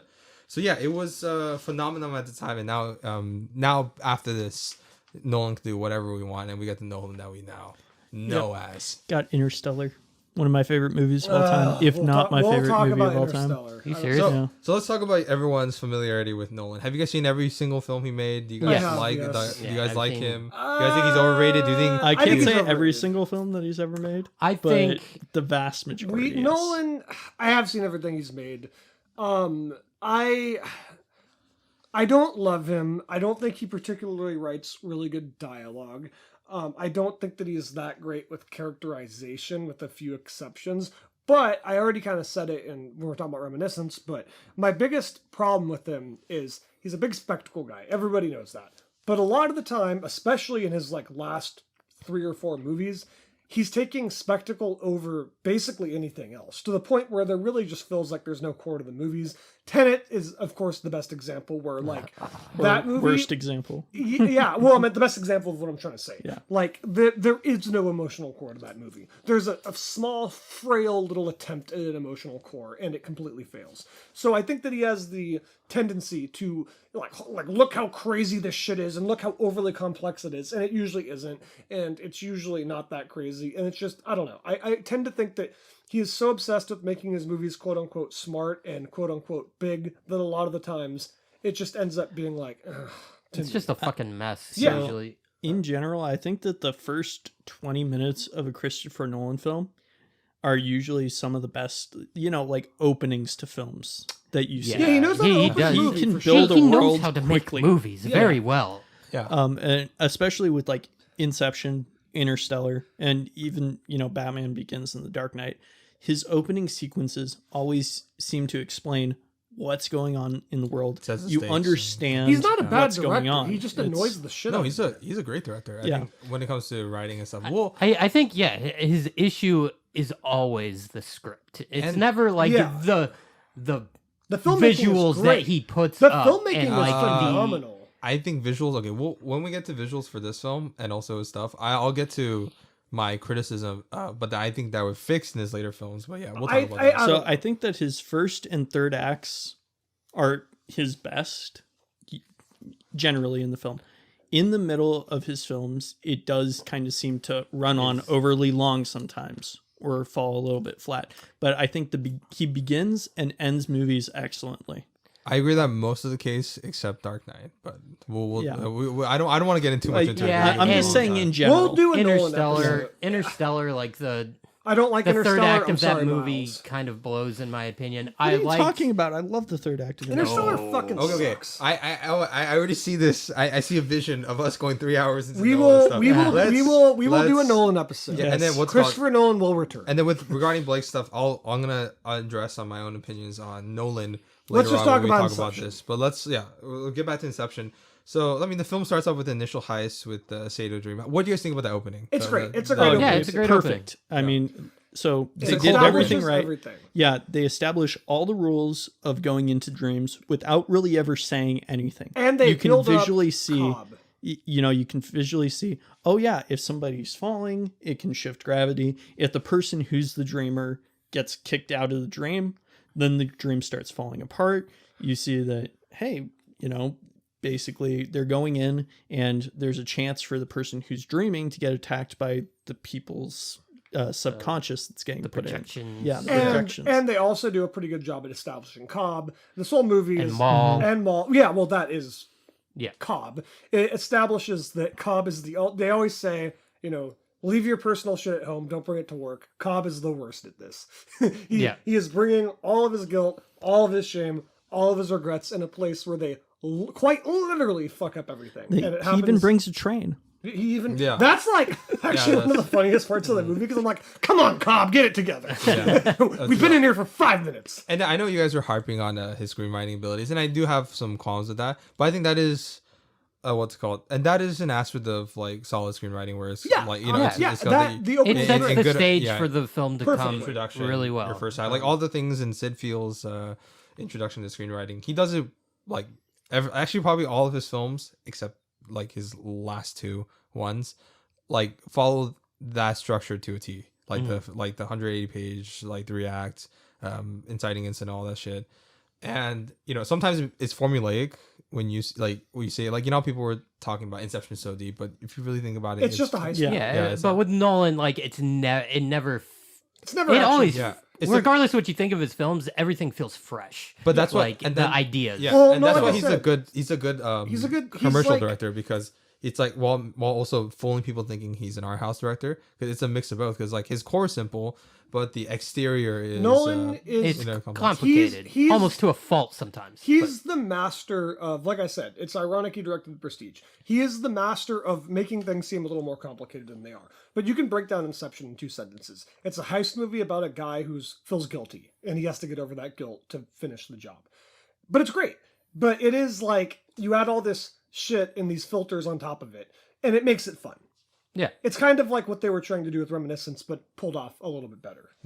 Yeah, And he then- kind of has a facade on all of his films where the basic concept and story is fairly simple. Yeah, it but then always he is. kind of Adds puts a a bunch of shit. layer on top of that of like why it's not simple.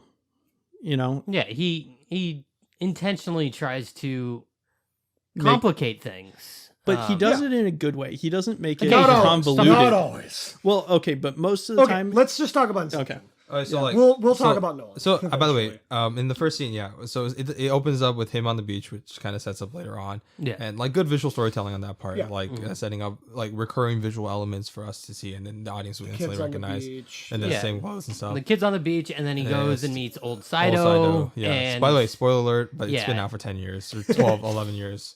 and then the next moment is he's in that room again with young Young Saito, Yeah. Which and- is, by the Uh, way, great. great Yeah. match cut. Yeah. and But it happens so quickly that you kind of just Forget about it. forget Yeah. it until the End. spoilers end, and you're like, oh fuck. We've It's come good. full It's great. It's a great circle. setup to the yeah, movie. and the whole thing, it's like like a mix of Japanese architecture within like this like one slight futuristic with the setting. Like it's a cool it's a very realistic but also unnaturalistic architecture. Yeah. and that's good. Honestly, like when you guys talking about Inception, I think, like I said, I give a lot of credit to his directing abilities and his choice to use practical or visual, and then his efficiency at making the films and etc. But I give, honestly, a lot of times I give more props to like the other crew members, and for this case, it's like the production designer. The production designer of this film is fantastic. The production designer, the visual effects guys, the way they kind of work with what he has and actualizing it, and it looks really good. Like in that scene where like we get introduced to the drop sequence and stuff, and Give then him the kick. a kick, and then it's like and you see you see that one shot where he's in the middle, and then he has like kind of almost like a V-shaped architecture look to it. You have the water coming in from outside. Great, that's a great mix of visual effects and production design. And then how it also slows down kind of the water coming through as he's dropping to signify that, oh yeah, things move slower in the dream world. Yeah, and also like there's that shot of a watch, like when they go back into the dream, like the watch, like it slows down and all of that. Like it really just sets everything up without overly explaining, and then they over explain it later. But brief shout out to I think two of the MVPs. We have more MVPs. Guy Hendricks Dias, who's the production designer, and the special effects supervisor Chris Corbold. What's it called? Who's probably good job. Those guys who actually, because it's different from having the idea but actually executing it. And Nolan's good at, kind of like this film, bringing in the best people. A team. Bringing in a team. And then, after this, they go right into assembling the team. So, we got Cobb the extractor, Arthur's the point man, Eames is the forger, Yusuf is the chemist, Ariadne is the architect, and Saido's the tourist, and Fisher is the mark. And then I remember those cool posters where they kind of had that too. It was really cool. Who's your favorite characters of the thing? Probably Arthur. Arthur's a good point man. Even though he's not really a character, he's fun. There's like 3 actual characters in this movie. That's the biggest flaw in the movie, is that Cobb is a fleshed out character. But you Maul. You can make an argument that Maul is, and then Saido. And then other than that, everyone else is pretty much just Maul's the femme fatale. And Saido also has like motivation to get this done. But everyone else is kind of they're fun. Ariadne also has her own everyone is Ariadne is the only other character that she's like the audience surrogate. Yeah, but she does have a motivation. But I feel like a lot of the characters don't really have that much. They have on-screen quirks and funness to them, but there isn't much character. Like, I love Joseph Gordon-Levitt in this movie. I love watching Arthur do shit. He is like the ultimate professional in this world of everybody's a fucking idiot. But you don't know who the fuck he is. I don't know what he's there because he's loyal to Cobb, and that's as far as it goes. And we don't know his struggle. We don't know his story, and that's pretty much all of them, with the exception of Cobb, Maul, Saido, and Ariadne has a little bit of characterization. I'll say this. I'm okay with that, mainly because, one, this is a 2.5-hour film. There's already so much going on. And in a heist film, usually, even in Dirty Dozen, they don't give like that much characterization. They give it to the right amount to each person. And they're a serviceable function to the plot. And in a heist film, you kind of have to do that, because unless you're going to get like a 3-4 hour film. I mean, Heat was 3.5 hours. Well, I mean, we talked about the Dirty Dozen, right? Yeah. And they fleshed out all those characters. Way more than any of the characters in this movie. No, I disagree with that. There's aside from Cobb, but you know more about Charles Bronson's character than you do about Arthur. Yeah, right. That's true. Or like a good example is like Tom Hardy. Tom Hardy is very, very fun in this movie, but I don't know a fucking thing about him other than he's kind of a hothead and he clashes with Arthur.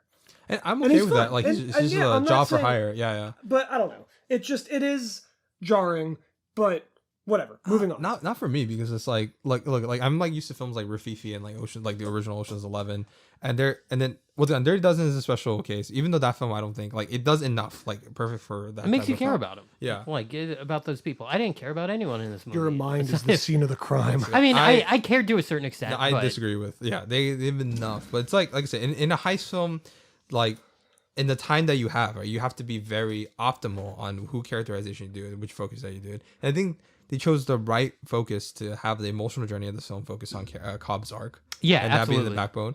And because of that, like, you do have to put other characters in the background, and it works. And you still give them like witty dialogue or a couple little moments like that to kind of highlight them to the audience. But if you give every single person like an arc or characterization, I think once again, like, you would have a longer film. James Gunn who directed this. So I think that they did a decent characterization for Ames. I think that you really got like what his character was about. He was just Eames. Yeah. Eames. Sorry, I was like Ames. I'm like, oh, go on. Eames. Yeah. You get enough scenes where, like the classic scene where he's got the rocket launcher and he's like, "Don't be afraid to dream a little bit bigger." And yeah. you know, and you see him as he's kind of just the standard con man who's do trapped like- in the middle of like Mumbai. One thing I will say, I do like the small bits of characterization, like the fact that Eames and Arthur don't Don't have like a lot of each banter. other. Yeah, Or Yeah. even and I find that Arthur's a lot like of history fun. with Cobb, like he knows Maul. You know, Yeah. he's He's he just cares and loyal. stuff like that. Probably my favorite line from Arthur in this movie is when Ariadne asks him how was Maul in real life. He says she was lovely, Yeah. and I was just like, oh, that shows like That's a It shows a lot. Yeah, they were friends. They were all friends. They were probably all doing this together, and then like Maul died, and that Fucks up kind of everything. brought a rift between him and Cobb. Well, wasn't Because Cobb, there is tension between them throughout. Yeah. The And also, movie. like wasn't Cobb Arthur the one could- who trained Well, Arthur? Arthur just it's wants hinted at, but not necessarily. Arthur just because- wants Cobb to get his shit together. Yeah. And that's why that's what I mean. That Ariadne is a little more fleshed out. The only reason she's really on the mission So is she she's does have like- motivation. Yeah, she has a good motivation, but like one of the only characters besides Cobb and Saito. But regardless, Well, she everybody's does. just There is money. there is that great moment. Really says a lot about Arthur and Cobb, where she's like, "I don't have to go with you, but then you have to like show Arthur all of this fucked up shit in your subconscious," and then he's like, "Okay, we're buying you a ticket." Yeah. Like it establishes like him and Arthur are definitely tight, but he definitely doesn't want to show him how bad it's gotten. yeah. Well, I think that he's still kind of like a little bit Because also Arthur's the point guilty. man, right? Yeah. Yeah. So he would call off the operations if he knew this. Yeah. Because he's essentially in charge of the logistics. Yeah. Of Yeah. the thing. And that's what I always like. your responsibility. I do like that. Like I said, I think the reason I like Arthur so much is to me he's he's the ultimate professional in this world. Yes. Cobb is obviously like just fucking everything up. Ariadne, she's not experienced. Eames is kind of a jokey kind of guy. You have all these people that are like kind of they're putting everything into it, but they're not like perfect. Arthur, I love like when everybody's freaking out about the kick. Totally calm. He's like, okay, we need a new plan. And he just fucking does it. Like, and there's so many scenes like that where Arthur just does. Yeah. Doesn't think, does. And it's a good point man in a heist. Yeah. Like you always Yeah. have the one character. So, I don't know. I find him the most fun. So I will say Arthur, he knows that Maul's a problem and he's kind of accepted that. And I think the real reason why Cobb doesn't want to show Arthur his subconscious is because Arthur did know Maul, right? And he feels guilty about, oh, fuck, I was kind of the one who made her kill herself. And he might not have revealed all that to Arthur.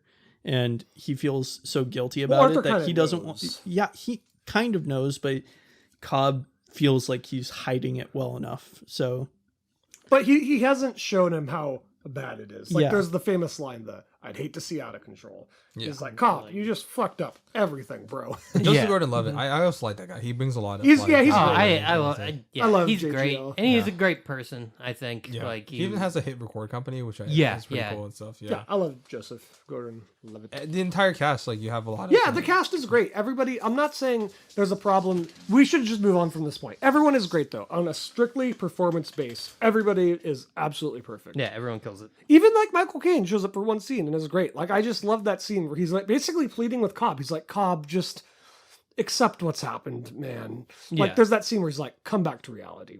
And it's like heartbreaking. Like the way Michael Caine portrays that, where he's just like, please. Yeah, the secret weapon in every Christopher Nolan film. Yeah. That was called. All right, and then so they prepare for it, and then so like we get the classic heist schedule, which is like a failed heist in the beginning, usually like kind of like Heat or other like Rafifi or stuff like that.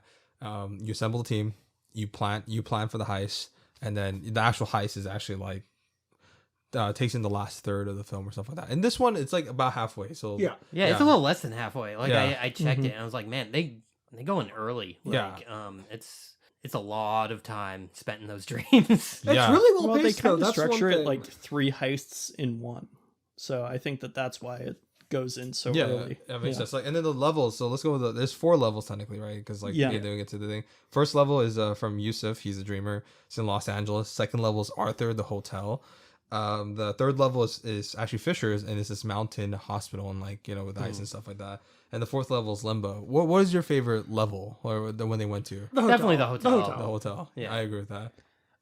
Yeah, I would have to say the hotel, but also I really did appreciate the snow mountain. The third level. Yeah, the third that level. was cool. Limbo- I think that Limbo's was cool, the too. most interesting from like the standpoint of like navigating it it felt the most like a level for more of a spy movie than a heist movie. Well, yeah, it's an espionage. Yeah. Yeah. Yeah, It's just kind of genre bending a lot here, but it pulls it off. yeah. There's a lot of different ones that he pulls them off. It's a heist movie. It's a spy movie. It's a movie about a guy getting over guilt. There's a lot going on, but he balances it well enough for the most part. Yeah, I mean, these are like the list of inspiration that he listed, or it's hinted that he's taken from. It's like from the writer George Louis Borges, who did like Secret Miracle and Circular Ruins. Some of the mazes that you see, like the one they draw, is it's like kind of drawn from their short stories. Blade Runner, Blade Runner, Matrix, the most obvious ones. Michael Mann films, like Cobb is straight out of a character from most Michael Mann films. Yeah, and then like the aesthetic of his films, like what's it called, the cinematography, the look, it's straight up copy and paste from like either Thief, Heat, what's it called, Last of the Mohicans. Michael, like people will talk about Quentin Tarantino rips off everybody. He's a master rip-off artist, but Nolan is too. Honestly, he's just a little bit more subtle about it. And the big one is we talked about Rafifi, but the other one is a Paprika. Have you guys heard of that film? No, I've heard of it. There was a big controversy of like how much he took from that film, because that film came out much before Inception, and it's an anime, right? Yeah. It's a Satoshi Kon film. Great. I think so it's not a real movie. That's it called. So Blake has died. So I'm just kidding, everybody. Satoshi Kon is, I think, honestly underrated, and I actually prefer him over Hayao Miyazaki for one of the best anime directors of all time. He's like kind of super revolutionary in like frame bending and and different animation techniques. He did Perfect Blue, which Darren Aronofsky bought the rights to. Yeah, and it's and he did Paprika, which is I'll just go up front. It's, I think, the much more interesting version of this film. And then like if you're thinking about like, if you're ever having complaint about why are dreams and like so boring to look at, it's not that visually interesting, Paprika just shits that out of the water and goes completely wild with the concept. And it's a lot more complex thematically and conceptually than this film. That's what this is what Nolan dreams about. He dreams about being in a hotel and someone giving him bad exposition. Yeah, and everything has to make sense. Casual. Everything has to be like fucking his like dream, realistic. His like mind walks onto his dreams and goes, "This is why you're seeing this." Yeah, it's so I do want to say something about Christopher Nolan's writing. No matter what you say about too much exposition and stuff like that, he's a very poetic writer. So when he writes dialogue, when you hear his characters speak their dialogue, it never feels chunky.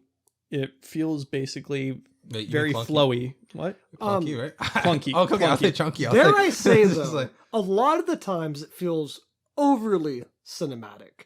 Like they always. There are a lot of moments where it's like, this isn't how people would talk. This is like, but I don't think he's ever trying to in this film. Yeah, and also in heist films too. Like, I know that it's like it's the arc words of the movie, but the whole like you're waiting for a train that'll take you far away. You don't know where it's going, and you can't. But it doesn't matter because we'll be together. Like that works in bits and pieces. But like why is that called a riddle? It's not a riddle at all. What? They present that as a riddle. Do they? Yes. When? She says, do you want to hear a riddle? And she says it to Ariadne. I don't fucking know. And that's the scene where it particularly stands out, is the scene with Ariadne.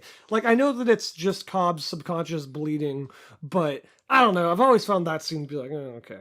No, I'm okay with that scene because, like, they established Cobb and Maul as like very poetic. I'm okay with that scene in general. Just that one exact moment I don't particularly love. I disagree, but let's go on. But your Miles, you want to say something? Yeah, so back to basically his dialogue never being clunky. I'm not just talking about like the train thing. I'm talking about just in general when people are having conversations. One line that somebody says tends to flow into the next very well. So when you hear the exposition, one of the reasons why, like the first time that you watch a Nolan movie, it works so well is because you don't notice the exposition a lot of the time the first time that you watch through, because it just kind of flows very.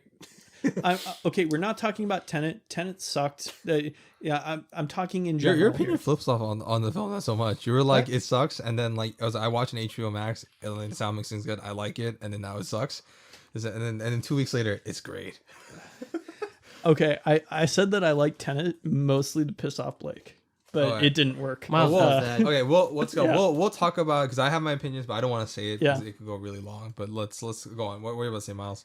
Okay, sorry, I keep on getting interrupted by that one over there. But yeah, what was I Pointed saying? at Blake. Oh, by the way, Yeah. yeah, he pointed at Blake. Yeah, For pointed at audio Blake. Yeah. only listeners, which is everybody. Yes.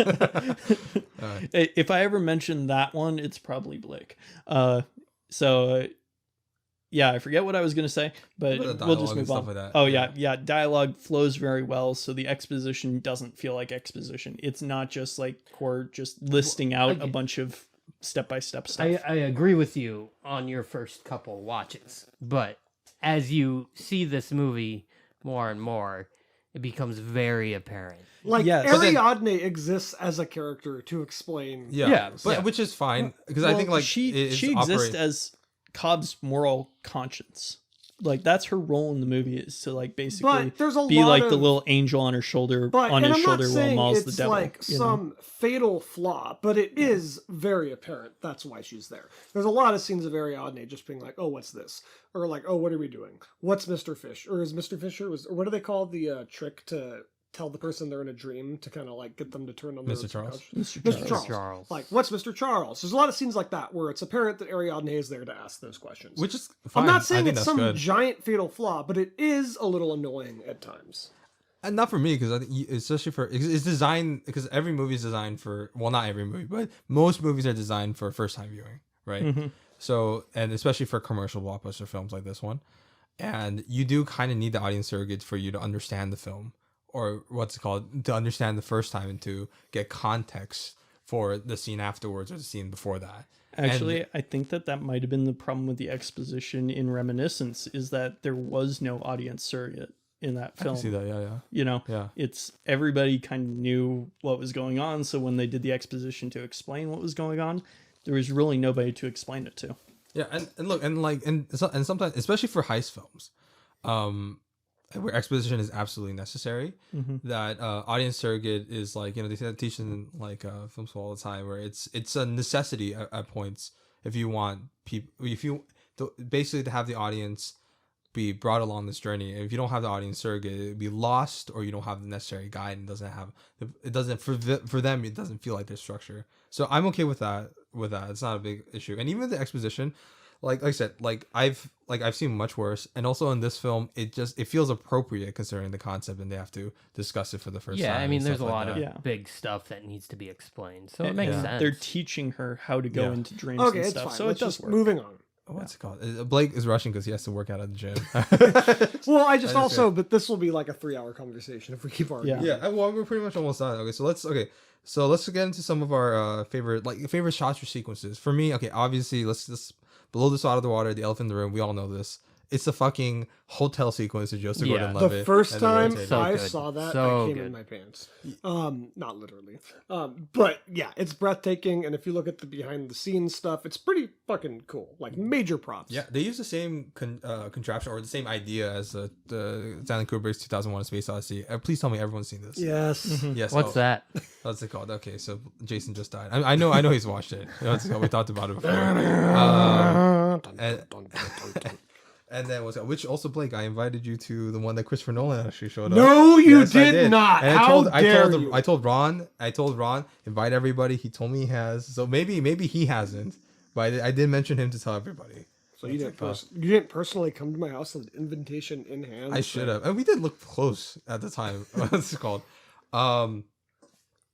Yes. I think like that whole conception was super cool, super great.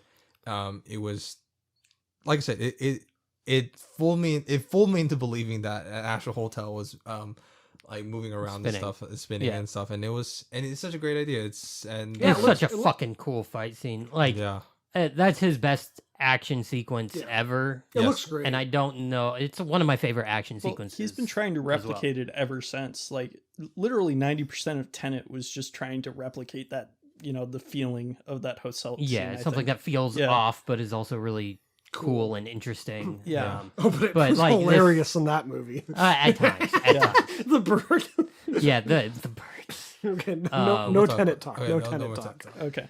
Okay, what I have to say, yeah, that was the whole sequence, them building that design and actually having what's called spin and stuff like that. Like, look, he's not okay at actual hand-to-hand combat. Nolan is below average or average at best. Yeah. But then taking a below average like choreography for hand-to-hand, but putting in a high constant idea like a spinning fucking hotel room is fucking great. I think that was great. Like some of the other scenes, like I know, like when I first watched it, I was like, super fucking cool. The Los Angeles, they're shooting at each other. Yeah. Oh, you must dream a little bit better. Oh yeah, fuck yeah, Eames. But now in retrospect, it's just a standard action scene. The coverage and the shooting is not spectacular. I actually, and that's maybe one of my. I wish that maybe they could have been in the first dream a little bit fucking longer before shit just instantly goes wrong. It happens like immediately. Like they get into the cab and then suddenly they're shooting, and then of course Cobb instantly bringing his shit to the table with the fucking train. And I love how Ariadne's just like, really? We've been here 10 seconds, Cobb. See, I'm okay with that because one, it puts it raises It puts stakes. pressure. I know. Yeah, and also like it's a this high stakes, like the thing that went wrong, and they have to change their plan in retrospect. Yeah, like Eames is like, I had all night to crack this guy, and Yeah. Cobb's like, you have an An hour. Yeah, and it raises conflict. You always want to put your Although, characters I'm under the sorry, knife. I like Limbo, but the way they have to explain why there are stakes is kind of funny. Where they're like, we'll just wake up. Actually, because of the sedation or whatever, or the sedation or whatever, you'll go to Limbo. I don't know. Well, they had to make it so. That I know. there were stakes. I'm aware of why it's there. But I know it's a little bit. It's a little dumb, funny. but- It's a little like, yeah. okay, Nolan, sure. Sure, Nolan. And then what was I gonna say? And also what's it called? It also makes sense because like they were talking about like kind of Saito also trained his subconscious to what's it called against like potential extractors. Yeah. And then they would appear instantly too. Yeah. Yeah. So it makes sense. Like also like with the rules that he established in this world.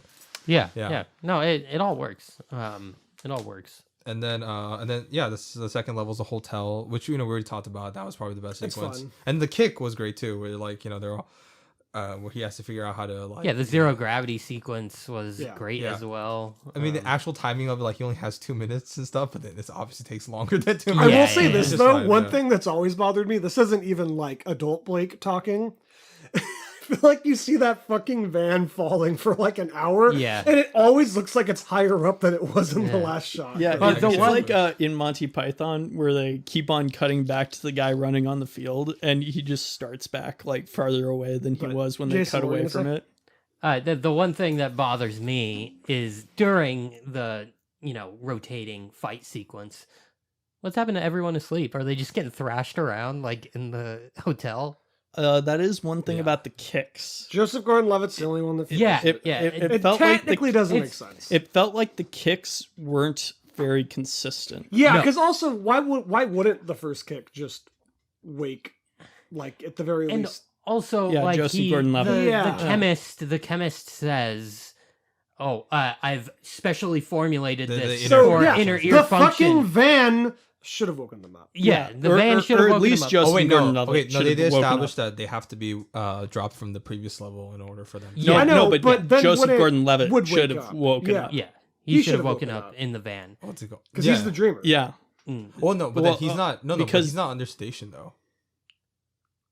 Yeah, because you still have to. Okay, so you have to be dropped and also kind of die, but not like die in like traditional Yeah. sense of Okay. limbo and Okay. stuff. Here's my point Yeah. about Yeah. this. Here's my point about this. It's kind of This is the problem with the movie. Is conversations like this will just derail. you can have so many of them because I mean, it's the same kind of the same issue I had with Old, where they feel the need to over-explain everything so And this anything doesn't makes do it sense. nearly as And bad as if you Old. over-explain something and something's slightly off, then it kind of fucking derails everything. I wouldn't Yeah. say this is nearly as bad as Old. Here's the thing with Inception. It's kind of dumb, but it's fine.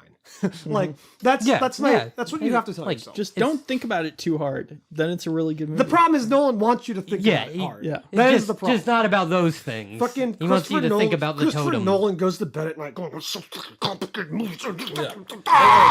regarding the drop thing, because like as the thing is like not only it's like yeah they have to die, but they completely gone like kind of like the scene with Eames. Like Eames fell through like after he blew up the charges in Yeah. the third level, and he's completely gone from that level as a drop and stuff. and then he wakes up in the hotel, and then they're going up, and then they explode, and then they get into the other level, and then etc. Yeah. What's it called? So that part I have no problem with. I think they established the rules very clearly and stuff like that. And also because Arthur is he's the one who's in the dream and stuff like that. He's still technically alive and present and stuff like that. Dude, I'm sorry. Like, if they establish it, okay, you know what? All right, Fuck it, I'll make one last point. One last point. Okay. Well, when everything's rotating in that hotel room, they should have woken up because that is a kick. You're going to be thrown around the room. I agree with that. I agree with that Okay. part. I agree with that part because that just didn't make sense. And two, also this one I think is universal, like the 2 minutes thing. And It's dumb. It's dumb. Yeah, I think YMS already did like a They should. editing comparison and stuff, and they showed that it's like just say it's 5 minutes, 6 minutes, and it would have worked. But Yeah.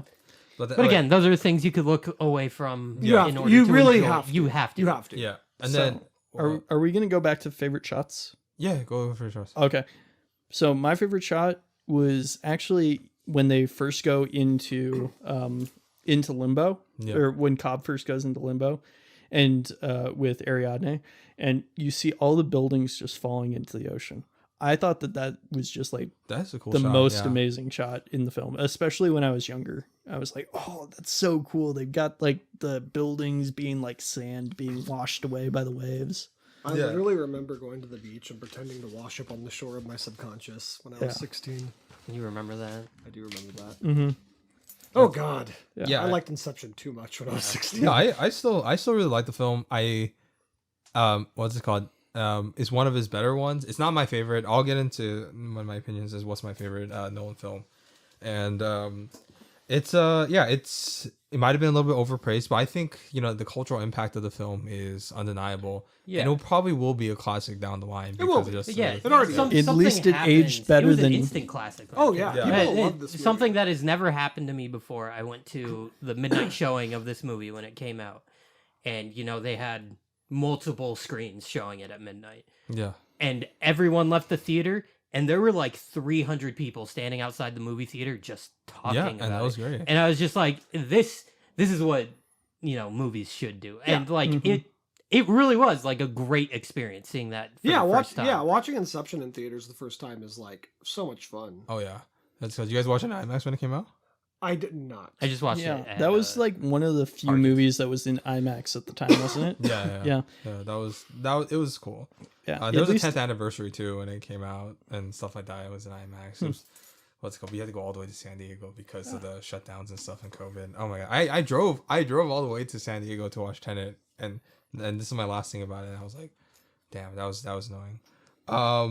All right, so let's just get into real quick. I mean, what's it called in the ending, right? So it's everything's successful and blah blah blah. The top thing. Do you guys want to discuss that at all, or you just want to move on We from can it? talk Because about that has been talked to death. I I'm not think gonna that lie. that's a dumb thing to discuss. I don't think it matters. He's happy with his family. Does it matter if he's in a agree, dream or yeah. in reality? That was a great way to make people talk about the movie for 2 years after. Yeah. Also, could that ending have been misinterpreted? Is it more so supposed to be because one of Cobb's biggest character traits is that he's lost, right? He doesn't know what's real and what's not anymore, and he's obsessed with that concept of being lost in a dream. He's constantly throughout the movie double checking himself. He's like, there's of course even in the beginning, like when after they make their failed mission, he picks up the gun. Like I'm pretty sure he's gonna fucking kill himself if that top doesn't drop. I think that maybe the ending could have been misinterpreted. Maybe the ending just means that it's showing just the damage that he's always going to have, that he's probably never going to know anymore. Well, no, it's or that he's letting that fear go. Yeah, or it's that showing he's that he letting that no go. longer Yeah. cares. Yeah. That I think it's close to that. one. he was obsessed with knowing what was reality. Pretty fucking sure he got out. Like, and also it starts to topple a little bit right before it cuts to black. So I'm pretty sure that he got out, and who cares? You could argue about that for days. Yeah, and you could. So many people have. I think I have. ever since Maul died, I think he's been worried that she made the right choice and that he wasn't actually of in course. reality, Yeah. like the entire time. That's a huge part of his character. And just everything going wrong. And then he gets back to his kids and he basically says, I don't care anymore. I would rather just be happy with my kids and not know if I was in a dream. Yep. Yeah, I agree with all that, all solid points. I don't really have anything else to say with the ending because I actually think like it's just a simple. It's honestly just a simple ending, but like Yeah. I have one thing to Yeah. say about the ending. The scene that me and Jason like to make fun of a lot. as soon as Cobb gets to the airport, and like the guy stares at him for like 5 minutes, and he's like, Welcome back. how dare you misquote that? It's Welcome home. wait. Let me. I gotta. You can't see it because everyone's an audio listener, but I'm staring at Jason, staring at the passport, staring back, looking intense. Welcome home, Mr. Cobb. It's the dog hunter from Leftovers.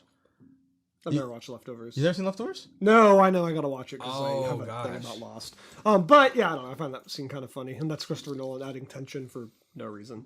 It's funny to me, at least.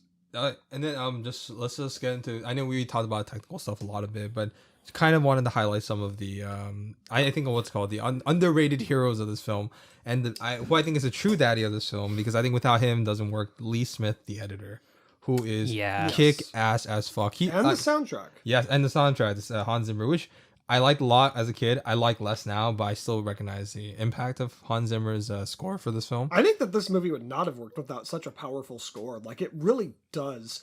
I don't know. I think the music's great for what the movie is. Oh, it's hits sufficient. Yeah. Started that awful trend though. Yeah, that's the thing. But not Hans Zimmer's fault. Not, I mean, The other first songs. trailer, but the first yeah, trailer yeah, to do it yeah. was District 9. Yeah, but But it popularized. District 9 yeah. sucked though. No. No, okay, let's not get into that. That's another 3 hours. that's an absurd statement, Miles. Okay, That's the one What's with it the called? aliens, right? Yeah. So Lee, so Yeah. Lee Smith, like, he is film editing daddy 101. Amazing. Like, his credits go from like Truman Show, Master and Commander, Far Side of the World, all the Nolan films, almost all the Nolan films, except like his following and Memento and stuff, and recently Tenet. Oh god, he What's needed it called? a fucking Oh, editor for yeah. that. And then and they also he edited 1917. I know people joke that there's no editing in that film because of one take, but there is, because he has Well, to of like. course, Yeah, that means yeah, there's so- more precise editing, actually. So it's like dude, he's great. He's fantastic. He even did X-Men First Class also. I forgot to mention that. I like that movie a lot. And that one also I think was helped by the editing quite a bit. Yeah. Yeah. It's like he did a great job in terms of match cut everything, making everything feel seamless and understandable in terms of like presenting information. Massive props to Lee Smith. Wally Pfister, who sadly didn't do any cinematography after, what was it called? His last one was Dark Knight Rises, and he just stopped doing cinematography. He's does commercials. directing now, right? Oh, he did Commercials. that fucking Transcendence awful- Dallas, yeah. yeah. But now he's just doing commercial directing because he's like, it's chiller, more money, less time. Okay. And I understand. Whatever. Well, good for him. He got an award for this film, Academy Award, the best cinematography, which I think a little undeserved. I mean, it's great cinematography, but I don't think it's. I think his film's actually his new cinematographer, Hoyt von something. He did Interstellar and On. I think he's the better cinematographer. Interstellar. What's it called? But not the visuals. But we'll get into that. Yeah, I think, what's it called? He did a good job, musical score and stuff like that. And we already mentioned the production designer and the visual effects supervisors. You guys have anything else to add for technical stuff, or do you guys want to go straight to ratings? I thought it was a beautifully done movie. Yeah, it looks good. You know, just looking at it, it's another one of those movies where every shot you see looks nice. You know, you don't have any bad shots, and everything makes you every shot. Like, if you take a still from this movie and look at it, there's so much just Probably be really good world stuff in the scene. Yeah, I agree with that. Can I be an asshole and have one critique of one little small scene Sure, that yeah. bothers me? The scene with Maul where she kills herself. Does anybody else think DiCaprio's not like on his best notch there? The Maul now. No, I disagree. You mentioned that before I rewatched it, and I was like, maybe. And then I watched it, and I was like, no, Blake's crazy. I thought it Yeah, was I fine. think you're crazy too. Okay. You mentioned that to me too. I don't. Maul now. No, I think it makes sense. I thought he was fine. Yeah, and it also makes sense. Like, if I saw my wife just jump off a cliff because she's. Yeah. I don't know. I I don't know. I guess I just don't like DiCaprio that much. Yeah, I never like him got- in some roles. So I never got why she was jumping from a building across the street She probably just bought the to room. kill herself, but then like she's framing her husband as being the one who killed her, but he's all the way on the other side of the street. I think Like, she wouldn't they rented- be able to tell like which Where she building she jumped fell from. Who from? cares? I'm just, you know. Well, I think that's supposed to. That scene always bothered me as well. But I think that whole thing is supposed to like make you think: is she right? You know, about being in the dream world, because that is a strange like occurrence. Like that's not how people kill themselves. It's a Oh, one other thing. Wouldn't the kids be a little bit older at the end? I know that's a timeless. People have been making that critique since it came out, but Yeah. it is something that bothers me. I reserve my opinion for that because if I were to actually say my opinion, it would be very long. I agree with that. I kind of agree with that, but then again, it depends on if you interpret the film as. and also how yeah, long yeah. was he away? It could have been like 6 months. I maybe. think it feels like it's been longer though. What's Like that? there's I don't know. It feels like it's been a lot longer than that to me at least. Like especially Yeah. with Michael Caine, like it's going to take more than the occasional teddy bear to remind those children that they have a father. Yeah. He's very clearly in distress. He clearly has been up to some shit and like pissed off a lot of people in the corporate espionage world. It just feels like it has to have been at the fucking very least a couple of years, but more than I I don't don't know. know That's Yeah, the we vibe. don't know. I'm glad that they didn't specify that, and that would be bad. But okay, let's get into. Oh, one last criticism. I'm sorry, then I'm done forever. And this is the guy who's trying to rush I us know, to go I to know, the gym. I know. One last criticism. This is the classic example of the character explains their character arc as they're having it. And I know that this is the perfect excuse to do that, but you know, when he's talking to Maul, he's like, I know, Maul, but we had our time. We already had it. We did grow older. I have to let you go. It's like he's practically looking at the camera and explaining, had this problem, now I do not. I don't know. Yeah. Yeah, I'm okay with that because one, it's his subconscious. He's literally talking to himself. Yeah. What's it called? Okay, Blake. One last thing. I'm just kidding. Blake, give us your final thoughts and opinions, and also, and is this your favorite Nolan film? Final thoughts and opinions. I overall like it a lot. I think it has its flaws. It does kind of annoy me with the exposition and how obvious it makes everything and the over-explanation. But this could just be the fact that, like I said, I saw this movie at 16 years old and I thought it was the best thing I'd ever seen, and I went and I watched it 8 times in theaters. And, you know, I was already into movies a lot, but, you know, once you, like, get a little bit older, you start looking at more art house things and just more things in general, things from the past, directors never heard of, foreign language films, and this is just Christopher Nolan in general. I think Nolan is the perfect, we said this on an unreleased episode, but Nolan is like the perfect bridgeway director from being a casual film fan to getting into something a little different. Like, he's kind of both, right? He holds both. He makes things that are weird and new, but also he does basic movies that anybody can watch. So I think that this movie is like a great movie that if you're only used to watching like fucking Transformers or like Marvel movies or some shit, and you see this and go, hey, that was kind of different. What else is there out there? This is perfect for that. So I think I definitely 16-year-old Blake would have put this above the museum. This would have been the museum for 16-year-old Blake. I'd be like, nothing else can go in here. But 26-year-old Blake likes it a lot, appreciates it, and he puts it on his shelf. Okay. So I would just have to disagree with Blake's opinion. I understand that you might not like it as much as you once did anymore, but for the sheer cultural impact alone, I would have to put this in the museum. I mean, it's an amazing movie. It's definitely a movie that I would show, you know, my kids one day if I ever have any. It's a movie that I think really did help shape the cultural landscape of films moving forward after it. It created a shift in what movies the studios were putting out and what it meant to be kind of an action movie that had some sci-fi hints to it. Yeah, I mean, as I stated at the beginning, I kind of have a love-hate relationship with this movie. Same thing with Nolan. Oh, yeah. Like, it's conceptually awesome. There's some great sequences, but there's also just a lot of flaws to it.